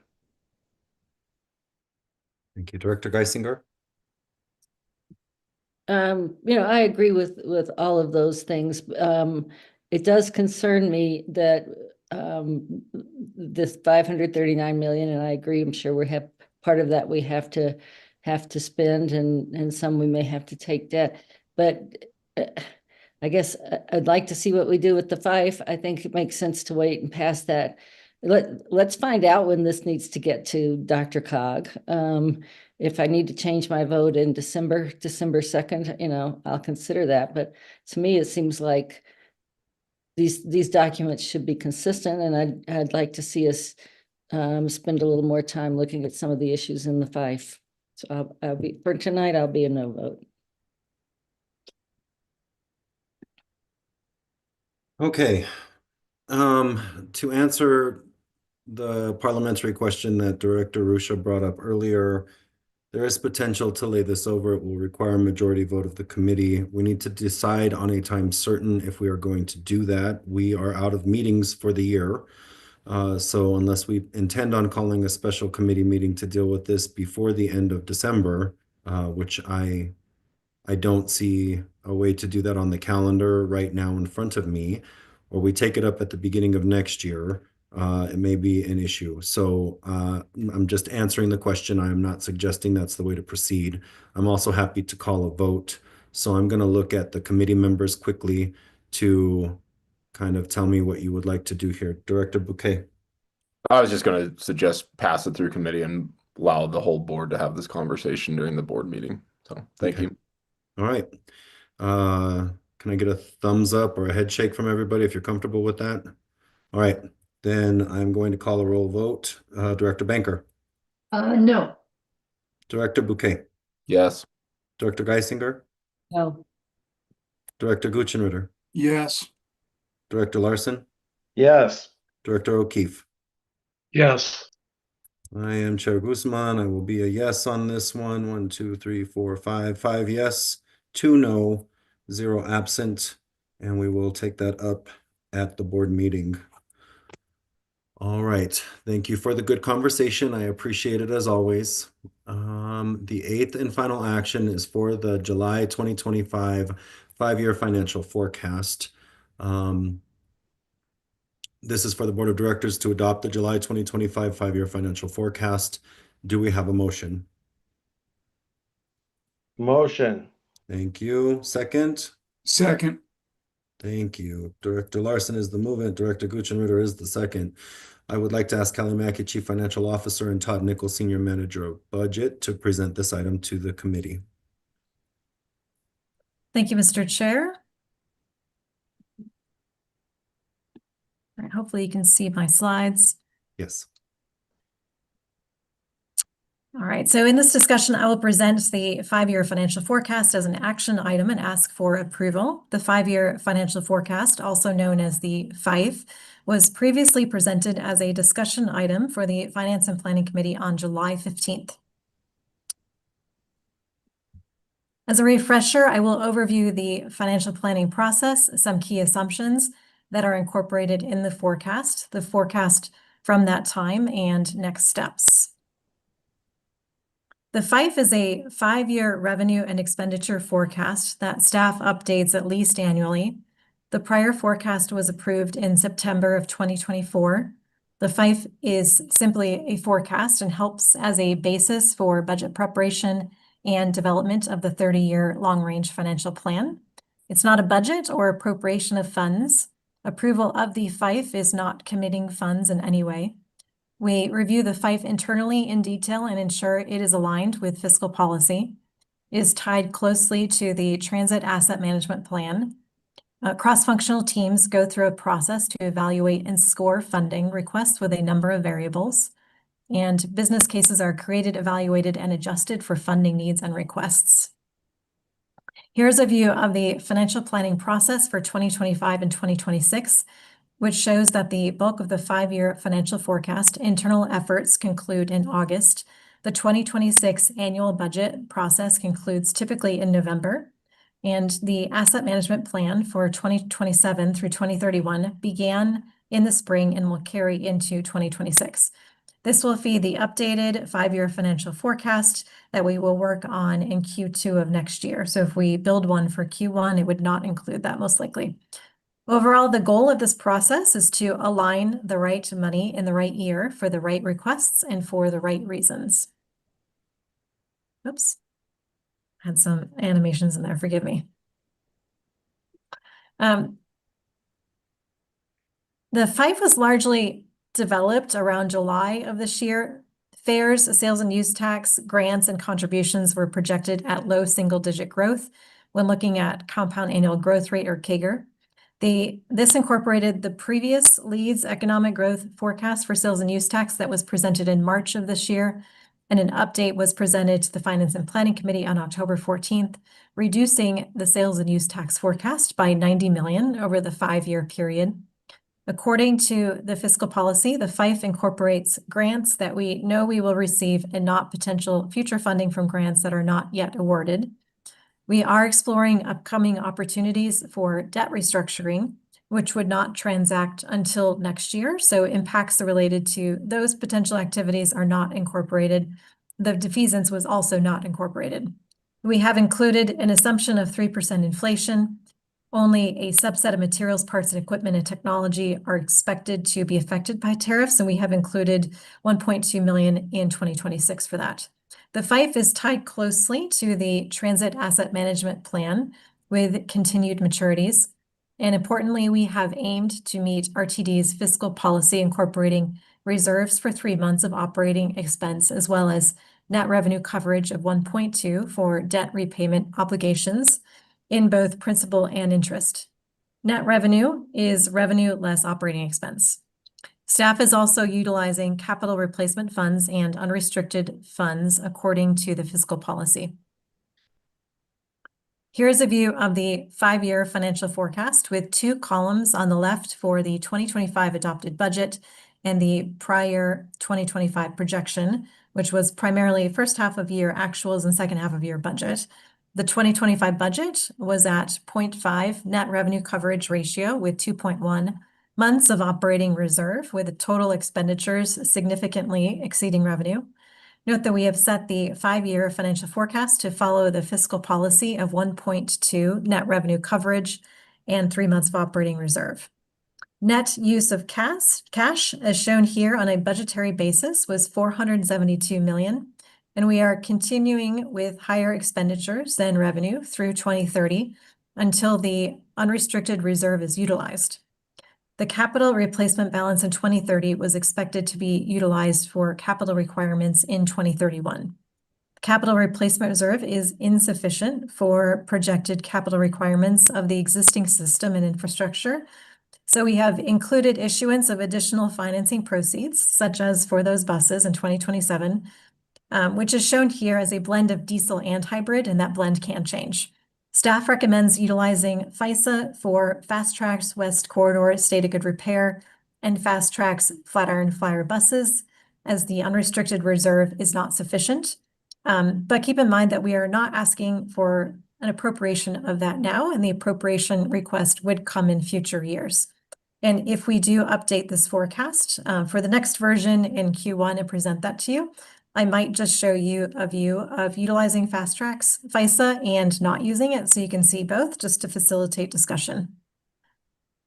I will take a moment to remind us that 2024 had operating expense without expense projects as 84% of revenue. That increased to 91% in the 2025 budget, and when the FIFE was developed in July of this year, staff balanced using the unrestricted reserve essentially to zero and providing for 1.2 net revenue coverage. That math provides a target of $840 million in operating expense. So that is how we arrived at that target figure, but we were not quite able to achieve that for the budget. This is a view of the base system, and you have a copy of this if you would like to go through it. Similarly, we provided a view for the Fast Tracks system. And here I'll call out that in order to achieve the 2026 target operating expense, we, as you know, explored a lot of potential savings areas for the budget, incorporated many of these. And the budget increased operating expense by 87 million or so to 927 million from the above target. That was before expense projects and carry forwards to maintain current service levels and staff.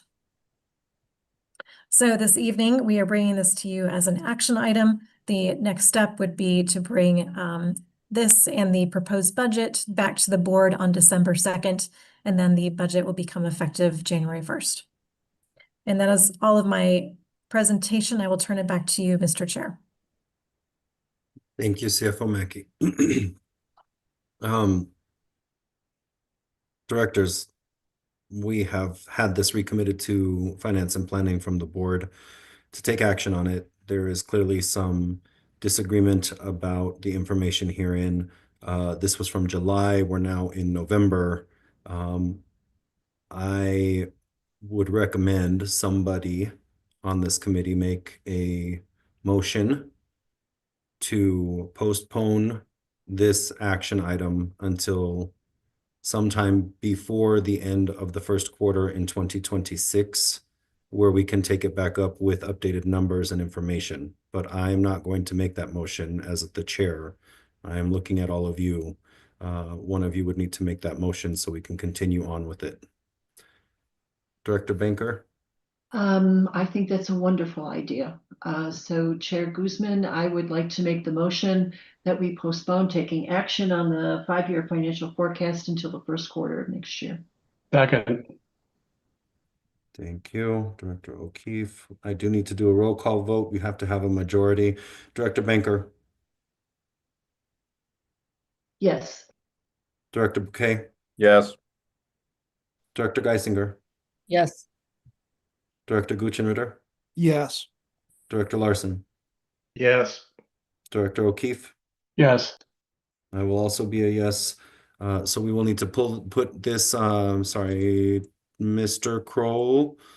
We will need to make sure that this is on the work plans beginning 2026 for January, February, or March. It can be taken up from the table at any time, but it must be completed before March of 2026 finance planning meeting is over, because that's the time limit given in a motion like this. It can only go until March. So, all right, thank Understood. you. Thank you. That ends that matter. Thank you, Ms. Mackey. Thank you, all of the finance team. This is the meeting of all meetings for our committee. I appreciate it. And thank you for listening to the feedback and concerns of all of the directors. Even where we don't agree and we have to rumble, we're rumbling because we're passionate about serving our communities, and we want to make sure that we are in alignment to move things forward. So you have done an outstanding job tonight and deserve the biggest praise and so many thank yous for bringing us to this point. Our recommended action items are finished for the evening, and we will be moving on to item E of the agenda, which are the discussion items. We have one discussion item on tonight's agenda, which is for the triennial update to Reimagine RTD, the mobility plan for the future. And I would like to ask General Manager CEO Deborah A. Johnson to begin here, and then go ahead and pass the baton to whoever is going to take over from you. Thank you. Thank you so much, Mr. Chair, and good evening once again.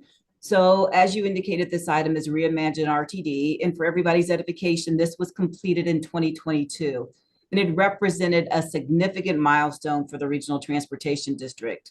The initiative established a framework to evaluate the service network and plan how regional mobility could evolve over time.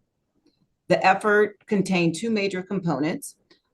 The first component was the System Optimization Plan, or SOP, which is more or less a short-term outlook. And that provided a 5-year operational analysis focused on aligning our transit services with demand. And the second component that you'll hear about tonight is the Mobility Plan for the Future, which outlined a longer-term vision for adapting to changing travel patterns, emerging technologies, and evolving customer expectations. For all intents and purposes, comprehensive operational analysis, both short and long term.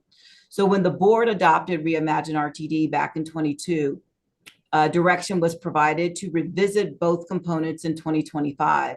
The System Optimization Plan update just occurred at the Operations Safety and Security Committee that we had in the September meeting cycle, which was on Wednesday, September 10th. And this evening, the current focus is on the mobility plan here in this meeting, recognizing this is finance and planning, and this is a planning component, and the System Optimization Plan was focusing on our current service delivery. So with that as a backdrop, both the SOP and the Mobility Plan for the Future align with priorities identified in the board adopted 2021 strategic plan. The report before the board this evening outlines how each action contained in the Mobility Plan for the Future supports those priorities and advances the mission of the agency. So this evening we have Mr. Welch and Mr. Sorori. Mr. Welch will give the vast majority of the presentation that highlights the elements projected to have the greatest impact after 2022, and update will be provided on progress toward those goals. At the conclusion of the presentation, the team will present options to continue advancing the Mobility Plan for the Future's objectives in response to recent state legislative actions that may influence future direction. Several major planning efforts are currently underway or will begin soon that relate to the Mobility Plan, including light rail level boarding feasibility study, a new bus maintenance facility, alternatives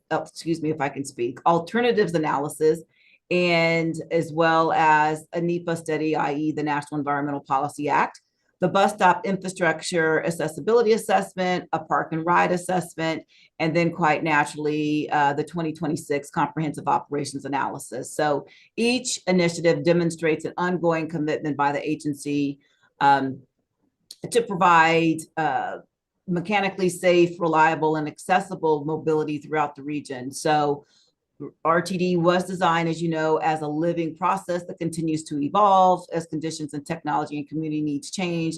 And this triennial update reflects that purpose and reinforces the importance of continuous planning to ensure that RTD remains responsive and relevant to the community served. So at this juncture, I thank you for your attention, and I will yield the floor to Brian Welch, Senior Manager of Technical Services within our Planning Department, to present. Brian?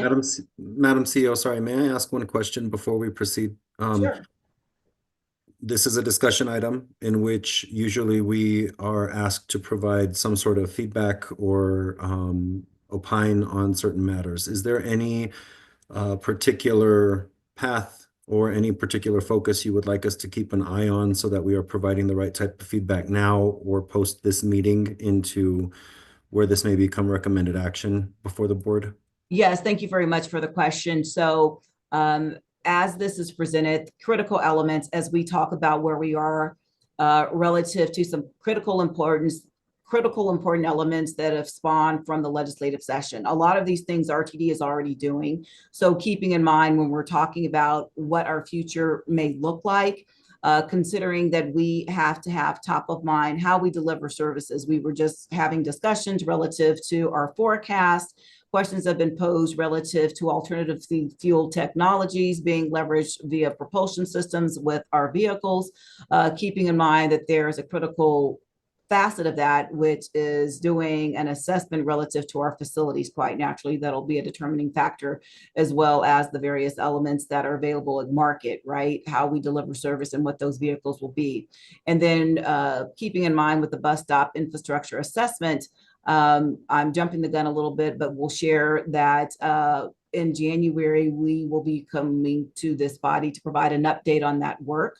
If you recall, a couple of months back in the summer, there was authorization to advance more monies to increase the scope, recognizing that there was more detailed work that needed to be done through GIS. And so we'll provide that information because it'll be advantageous, recognizing that we don't have auspices over all of our transit amenities throughout the service area.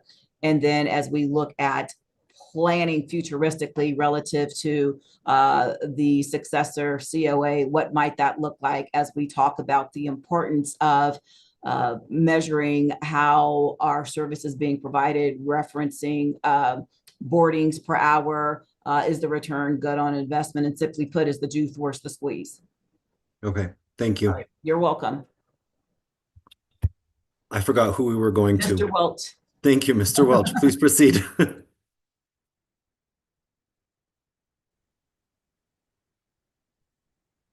Good evening. Can everybody see the slides okay? Yes. Thank you, General Manager Johnson, and thank you, Chair Guzman, members of the committee and directors.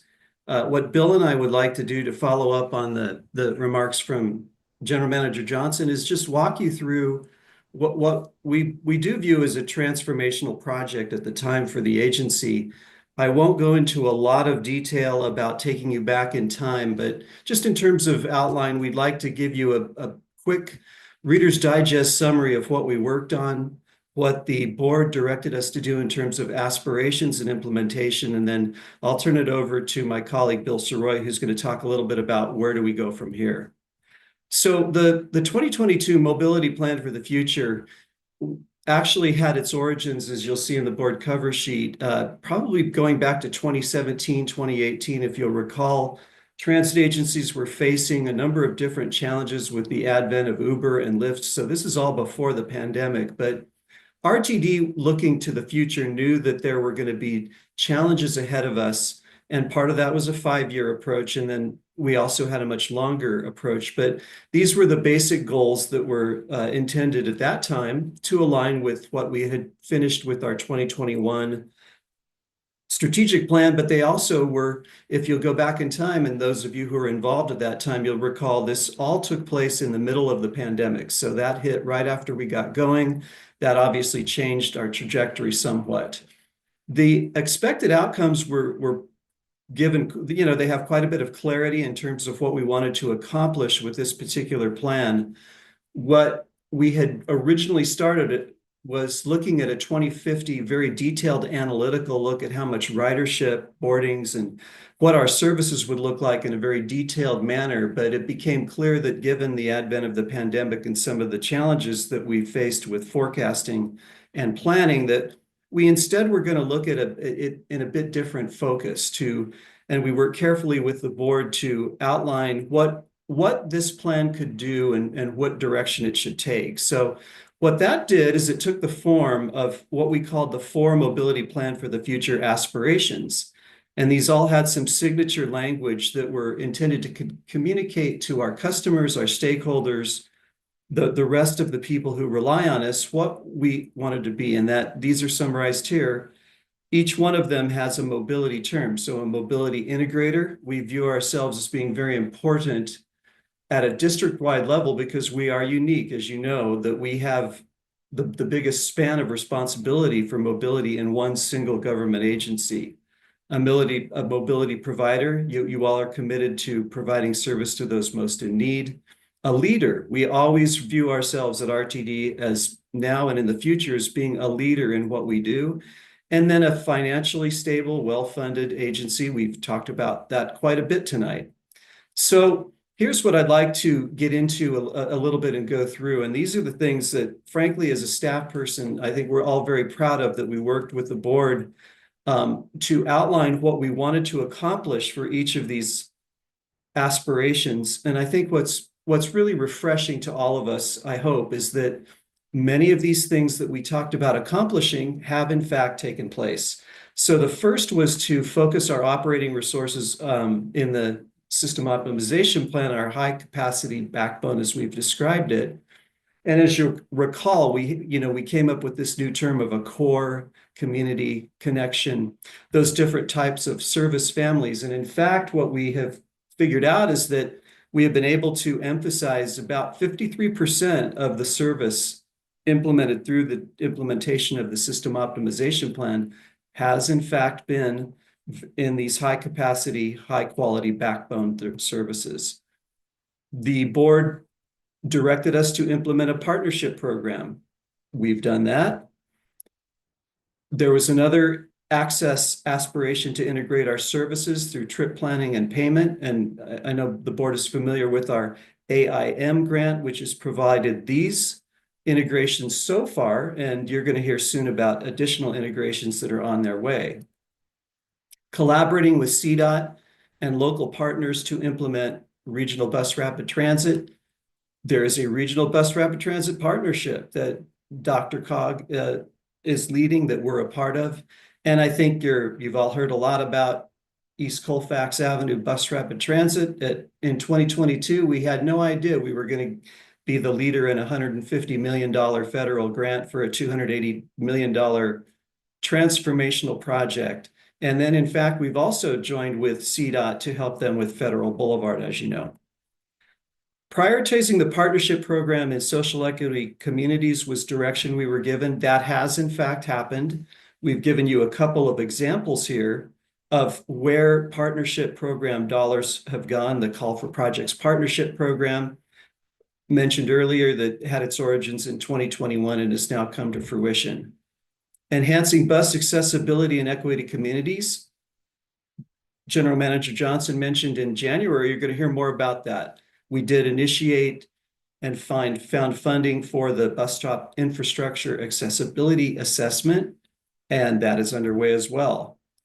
Sustainability, the board at the time said, develop a zero emission fleet transition plan. We've done that. That was completed, as you know, already, and it's being, the information from that was used to prepare a plan that's acceptable to the FTA and will be used in the future. There's no need for me to explain this. We have certainly been prioritizing state of good repair since the mobility plan for the future was adopted. Removing Tabor limits was identified as an important part of the financial aspiration in 2022. That, in fact, has happened. And then finally, initiate efforts to collaborate with the state and local partners to increase transit funding to the region. That has happened as well. And RTD has obviously been closely engaged with those efforts. And then finally, the board recognized at the time that it would be appropriate to reevaluate fast tracks corridors, and that in fact has happened too. We've released a draft that the board heard earlier this year on finishing fast tracks. There will be obviously more to come on that topic. But before I turn it over to Bill, I just want to say that re-emphasize that the board of directors aspirations translated into implementation steps 3 years ago. If I wanted to summarize the update, we get an A. All of those things, in fact, have been addressed in a manner that I think we should all look back and say, this is the kind of thing and why we did the mobility plan for the future. So with that, I would like to turn it over to Mr. Siroy. Thanks, Brian. And all to say is that, Brian said, when we initiated the Reimagine process in 2018, we had these aspirations of doing a much more detailed long-range plan. And obviously that was impacted by COVID, and how we proceeded there was kind of, as Brian indicated, a lot of, looking a little bit differently, kind of taking a different strategy in terms of how we look at our future. I think, where we're at right now, I think we have got, a lot of people looking at us. I was just at the accountability committee last week, and there's a lot of eyes on us in terms of what we're going to do. I think, as we've heard a lot in the discussion tonight, we do face some challenges. We certainly had a lot of discussion tonight about our financial situation, that our financial needs do outweigh our resources. And, as we've kind of identified, that a lot of our long-term focus right now is on asset renewal. But I think the way we need to look at this, I think we've heard consistently from our stakeholders, from our customers, that there is a desire for more from RTD. There's a desire for more service. There's a desire for system expansion. We've had a lot of conversation about the fast tracks process in the last couple months. There certainly is that desire out there. So how do we look at that? And how do we chart a path forward? So I think the COA is going to be, the comprehensive operational analysis is going to be a foundation for us, because it is going to allow us to kind of take a step back, look at how things have changed since we did the original SOP, System Optimization Plan, and to look at how travel patterns and other things have changed, so we can have a baseline for what things have changed, and then look at how that affects how we look at service in the future, not only in kind of that 5-year time frame, so extending kind of from 28 to 32, but going beyond that. And that is certainly part of the scope of the COA. The other piece to this is that we want to, build upon that to really start with that 30-year holistic vision. I think there's a lot of the discussion tonight that can add to that piece, but I think using the COA as a foundation, I think the one thing I do want to note that, we do have a requirement for a 10-year strategic plan as part of the SB 161. We will be doing that. That is expected to be in April. I think that it's due in September of next year.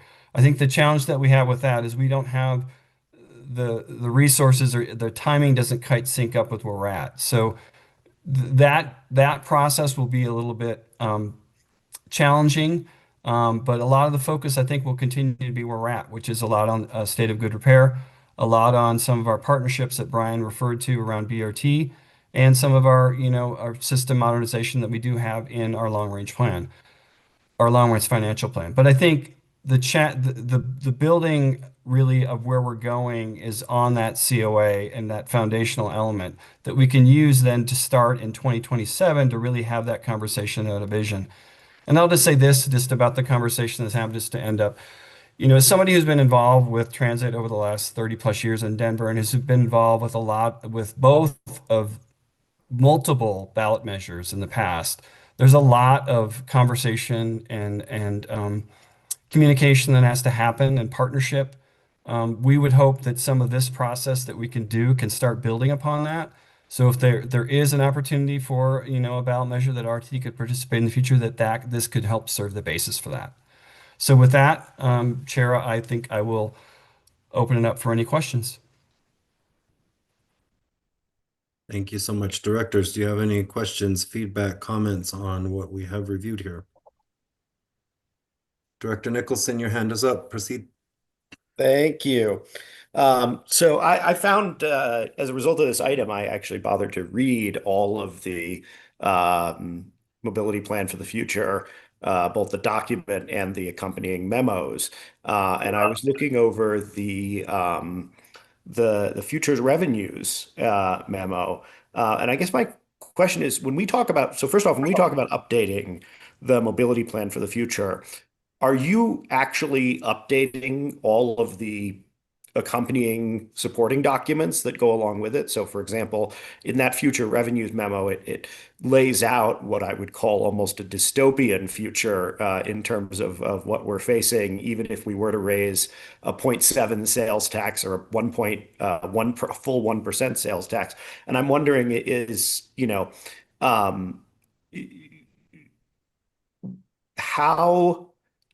what kind of updates to the underlying documents in the mobility plan do you make as a part of this process? Go ahead, Mr. Welch. Thank you. If I may, thank you for the question. The board's direction in 2022 in terms of updating the plan was primarily their interest in reporting back to the board on the key implementation steps that were part of the board resolution endorsing the approach.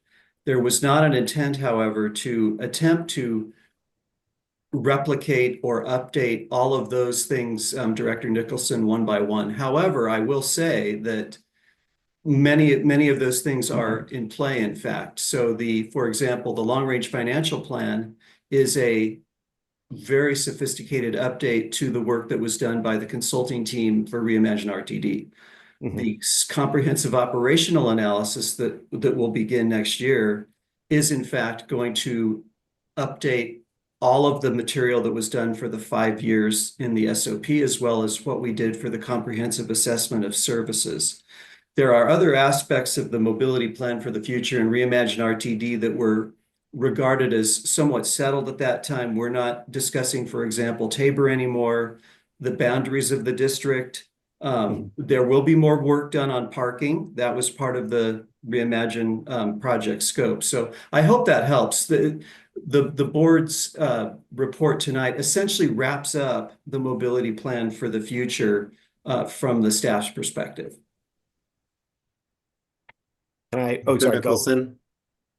Mr. Soroy looks like he has his hand up, so I don't. Sorry, Mr. Soroy, please go ahead. Yeah, and just to add to what Brian said, I think what I would say is that Brian said the mobility plan for the future was the right document at the right time, given the circumstances.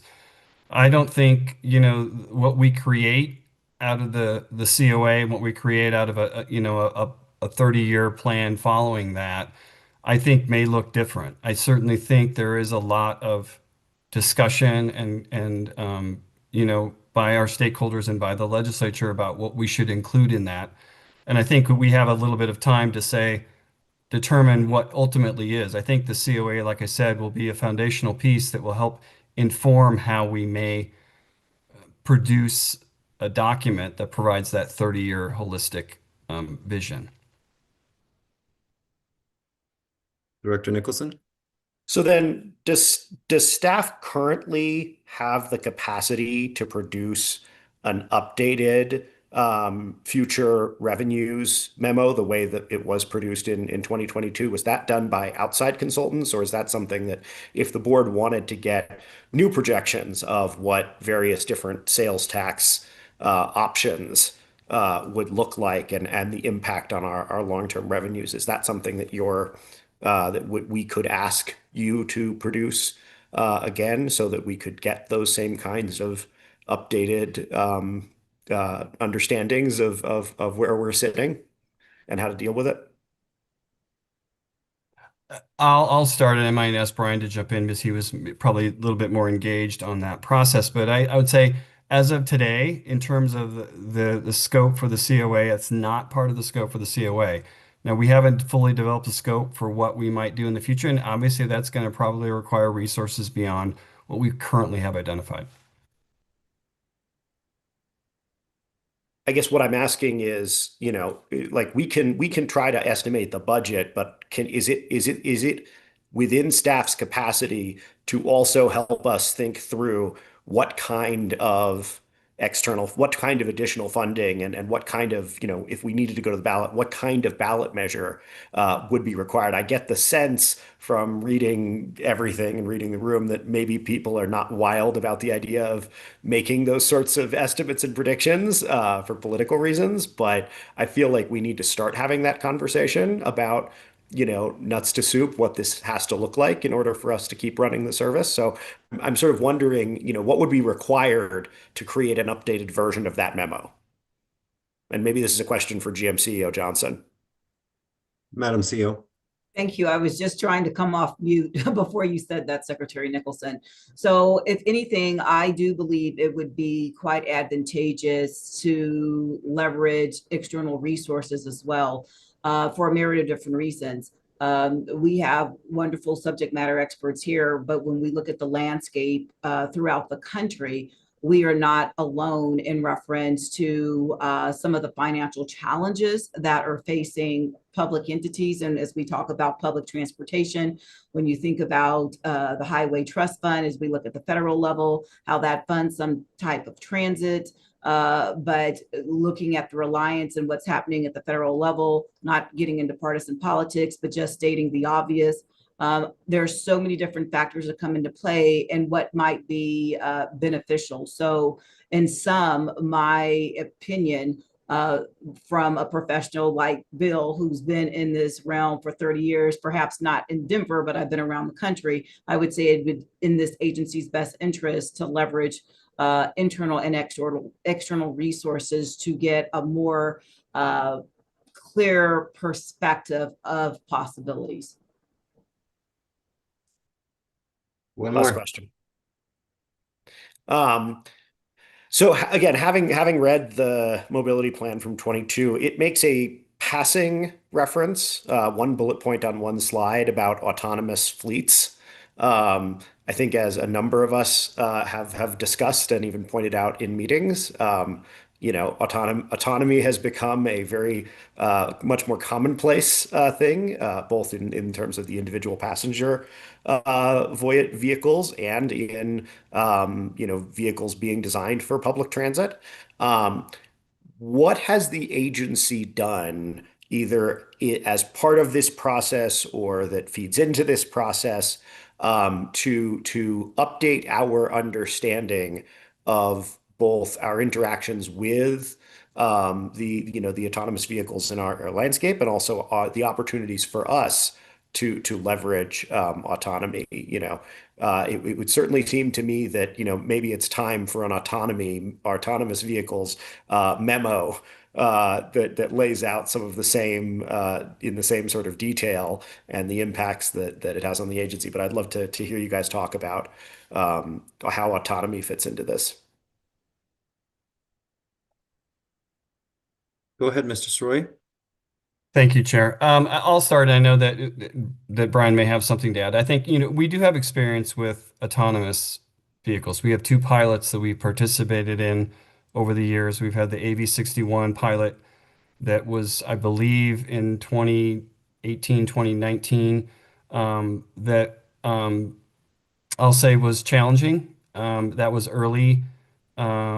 The early technology, it was an opportunity that we had. The other one that I know of that we have participated in was the one with the Colorado School of Mines, which frankly only lasted about 3 or 4 months, and then it was shut down. There is a real challenge associated with autonomous vehicles. I mean, we know we are getting Waymo here. That is certainly something doing. But on the transit side, I think there's been very limited application of autonomous vehicles in kind of what I'll say is an urban environment. Most of the ones that I've seen have been in some sort of a campus environment, and they have not been dealt with in a way that I would say that we are ready to test them out here at the agency. But we are certainly been monitoring that, and certainly as we get things like Waymo that come to Denver and see how they work here, that will be something that we will continue to monitor. Mr. Welch. Yeah, I would only add to Mr. Soroy's remarks that RTD took part in a project called Mobility Choice Blueprint with the Colorado Department of Transportation and the Denver Regional Council of Governments. And one of the tactical actions included in that very forward-looking effort was to partner with the private sector as appropriate and leverage our relationships with the private sector, with the university communities and others, and vendors on the appropriateness of what might be part of an autonomous future for the district. That is a tactical action that remains in place, but I would defer to General Manager Johnson for any other observations, perhaps on really what the state of the practice is nationally right now for mass transit in terms of any type of autonomy that might be appropriate sometime in the future. Madam CEO? Yes, thank you very much for that, Mr. Welch.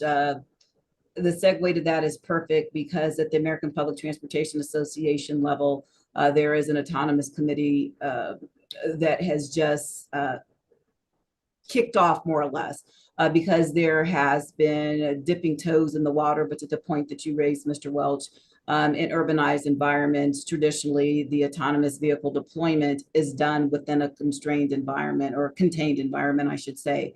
Quite naturally, this is an information sharing type aspect for those transit CEOs that have had some experience. More to the point about Waymo, I believe I shared with this body that I have engaged with Waymo, had a meeting with them probably maybe about 6-8 weeks ago relative to their deployment. And I think it's critically important to know that we quite naturally are interested in what happens going forward. The traditional Waymo vehicles that you may have seen in Austin, Texas, or San Francisco or LA won't be deployed here due to the fact of our operating environment relative to weather and things of the like. But their deployment is limited to Denver, which will be quite advantageous considering that this is more or less an urbanized environment in some segments of the city as we go forward. So it's something that we are keeping track of going forward and doesn't preclude us from delving a little deeper and experiencing, because on the flip side of it, and we look at different regulatory entities like NHTSA, the National Highway Traffic Safety Administration, there's limitations relative to what can be done.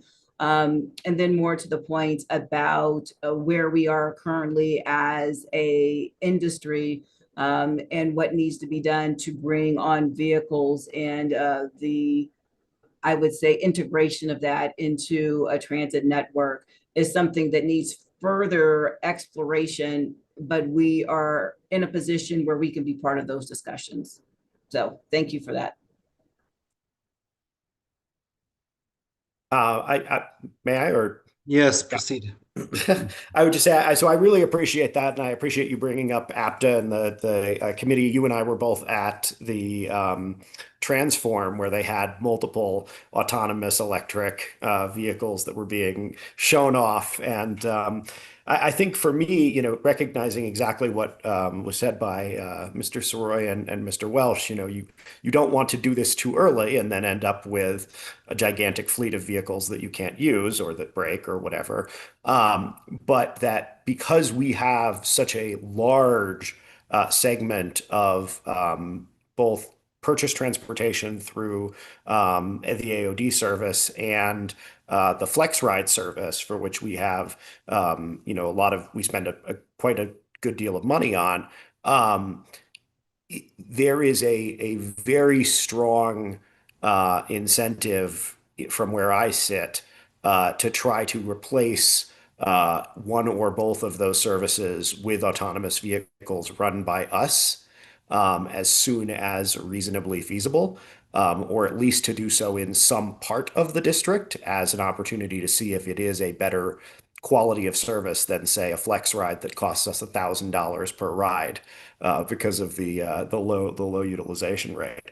So I would just encourage us to keep on top of the available options and the opportunities, because I know that, speaking for myself and a few other board members that I've spoken to about this, there is intense interest and willingness to deploy this technology and make the investments as soon as, staff sees something that is, reasonable risk-wise on balance. And I would love to be getting that kind of information from the agency, and I'm sure other people would, on a regular basis, so we know when the frog has been effectively boiled, so to speak. Thank you. Director Gutschenritter? Yeah, I just wanted to echo Director Nicholson's comments and make it known there's energy, at least from my corner and district, behind that. Thank you. Anybody else?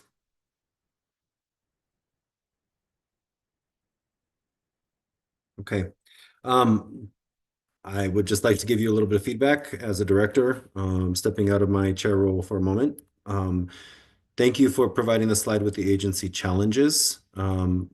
Those are opportunities where we can grow by leaps and bounds if we do it right.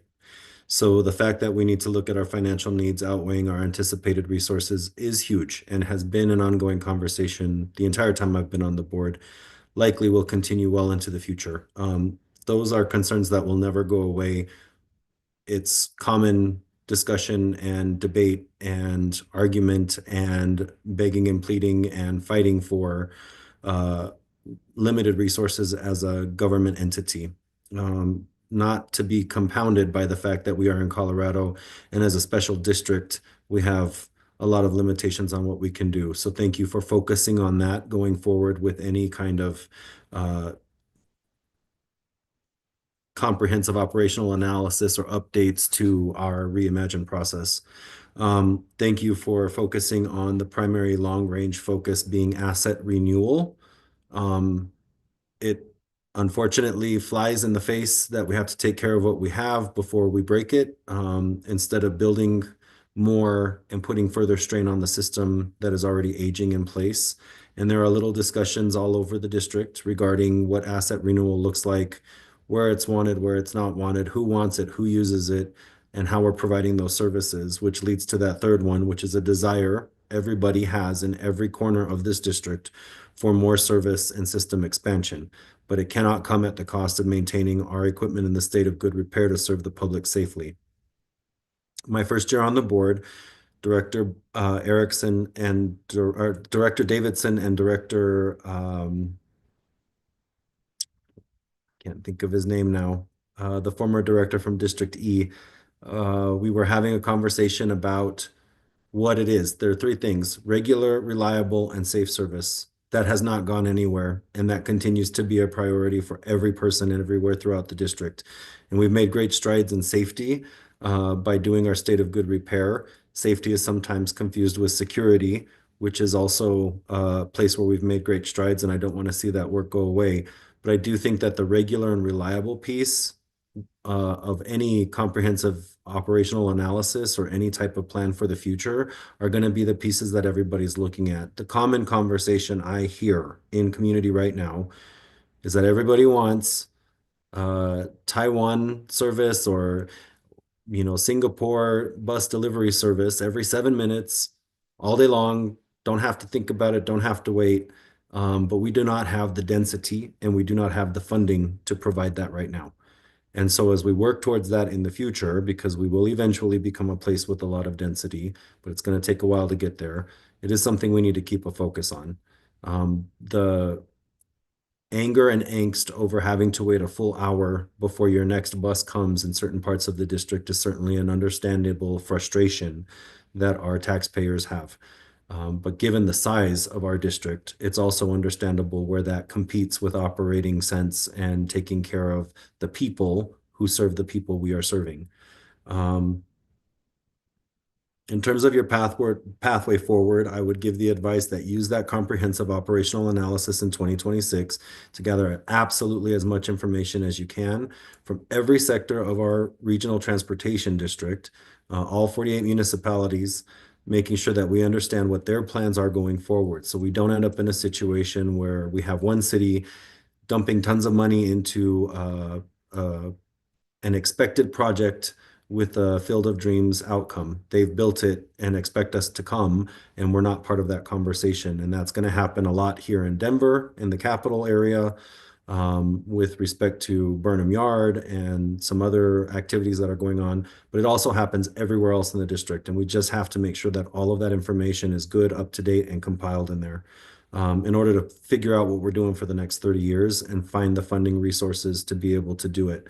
And that partnership and development of relationship that I think all directors can be proud of doing this year will lead to the ability to be able to work cooperatively with our municipal neighbors and with the state legislature to move forward. Who knows where we're going to be in 30 years or what the board will look like, what the agency will look like. But that's my feedback on it. So thank you so much for doing that one. All right. I don't see anybody else. Are there any other matters to discuss at this point?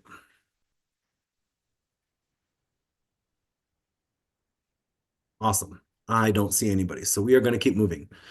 The next meeting date for the Finance and Planning Committee is January TBD 2026. The committee will hold elections for the next chair and vice chair of this committee, discuss its work plan for the coming year, and discuss the ongoing bus stop infrastructure and accessibility assessment. We have one action item set for that meeting, which is to update our bank account signature authorizations. That's already on the work plan. And I just wanted to take a quick moment to tell you all thank you. This year of work has flown by. It has been an honor to serve with you and lead as chair of this committee. I want to say thank you to all of you that put your faith and trust in me to lead our Finance and Planning Committee this year. Vice Chair Banker, I especially want to thank you for working with me, discussing, debating, tussling through all of the year to make sure that we are getting to the right decisions. And even when we didn't disagree, you have an amazing ability to communicate your passion and your thoughts, and you allow space for me to do that as well. And I think that led to a better outcome in this committee because we understood the wide range of opinions that directors have working together.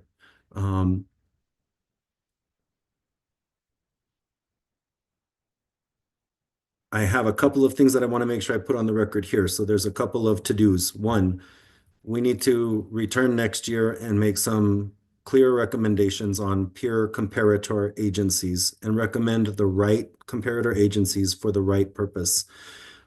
We need to own that story. We need to own that direction so that there are members of the public who will always want to associate apples to fish, and we need to make sure we're comparing apples to apples. The largest multimodal island of a public transportation agency this side of the Rockies and this side of the Mississippi in terms of geography and the people that we're serving without the density that other places have, with all of our restrictions at the state level and how we finance ourselves are always of concern.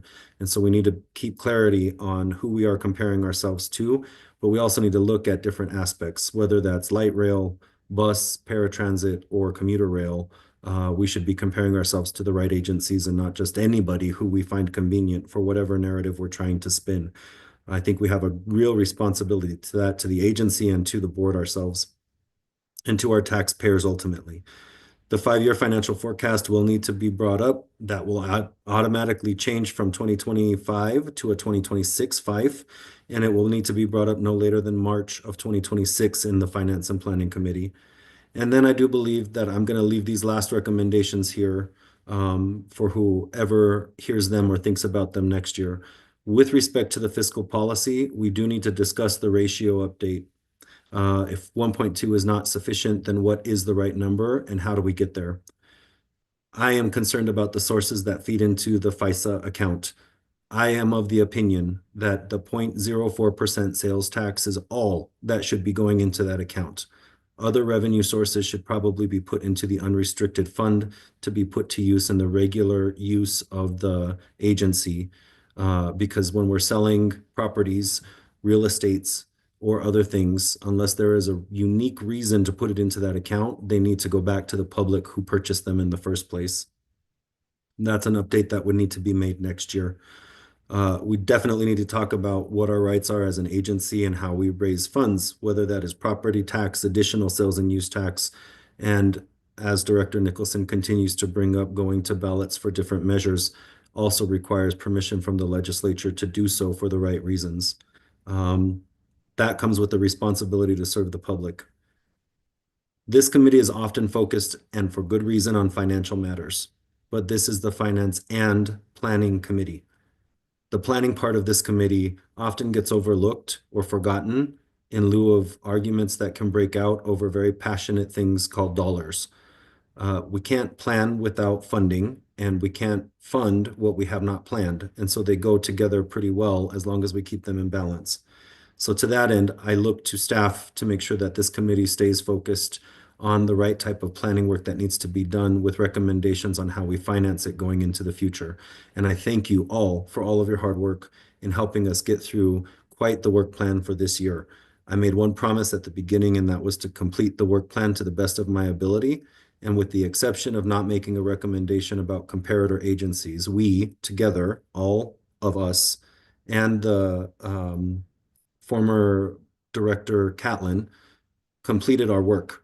So we got a 99%. We missed one thing out of the entire year's work, and that was adjusting and being adept at doing the work. That's not possible without all of you. To the next leader of this committee, please remember to work closely with the operations, safety, and security leadership to balance and organize the work the board does throughout the year. And even as a committee chair, remember you are not independently leading and deciding things as a sole person on this committee. It's the job of the chair to be neutral until they have to vote and to serve the committee members and their interests, even when they compete. It's hard work and it's challenging, but don't give up if you take on the responsibility. See it through to the end. With that, I want to thank all of you for your dedication, your focus, and your attention to everything we have done this year. Give yourselves a pat on the back. We did it. We got this part done. Thank you very much. I see your hand raised, Director Rusha. Thank you, sir. You raised your hand before I could raise mine. I just wanted to come back on camera so I could do my rendition of For He's a Jolly Good Fellow. I actually just wanted to state a couple words about your leadership on this committee and on the board in general, and what it was like to work with you this year.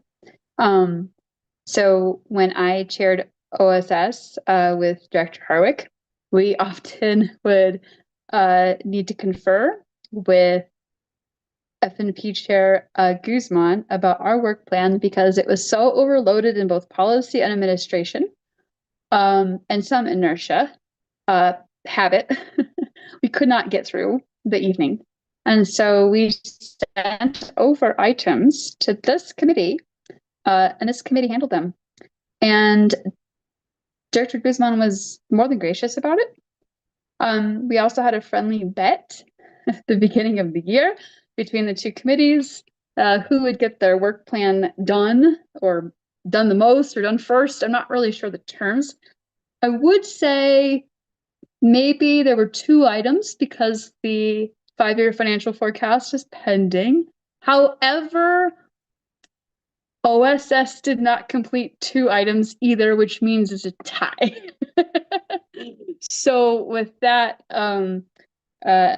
Finance and Planning Chair Guzman and Vice Chair Banker, I'm still more than happy to treat you guys to lunch or early dinner the next time we meet. And it was great working with you. And I just wanted to, again, just put in a plug of how impressed I was at how much you worked, and just the dedication. I don't often feel unprepared or lazy, and there were some times where I paled in comparison to the hours that Director Guzman was getting in. These meetings don't run themselves. They certainly don't adjourn on time without a lot of work, and I think the whole board is in your debt. So I just wanted to share that in front of our colleagues. Thank you. We don't say thank you enough. So thank you. I appreciate that. Thank you so much. I will give one big, huge shout out. And the next time you see the folks in the board office, please make sure you give them a good high five, clap on the back, and round of applause. None of this is possible without our amazing board office staff. Mr. Kroll, as the manager, I appreciate you always giving good counsel and advice. Jillian, Marie, Taishrei, you are amazing and you keep us running. Without you, we would not get anything done. So I'm going to end there. It's 9:30. I'm sorry we ran right to the last minute, but that's our 4-hour mark and we're not extending. So I am going to move to adjourn this year's Finance and Planning Committee right here and right now at 9:30 p.m. Thank you so much.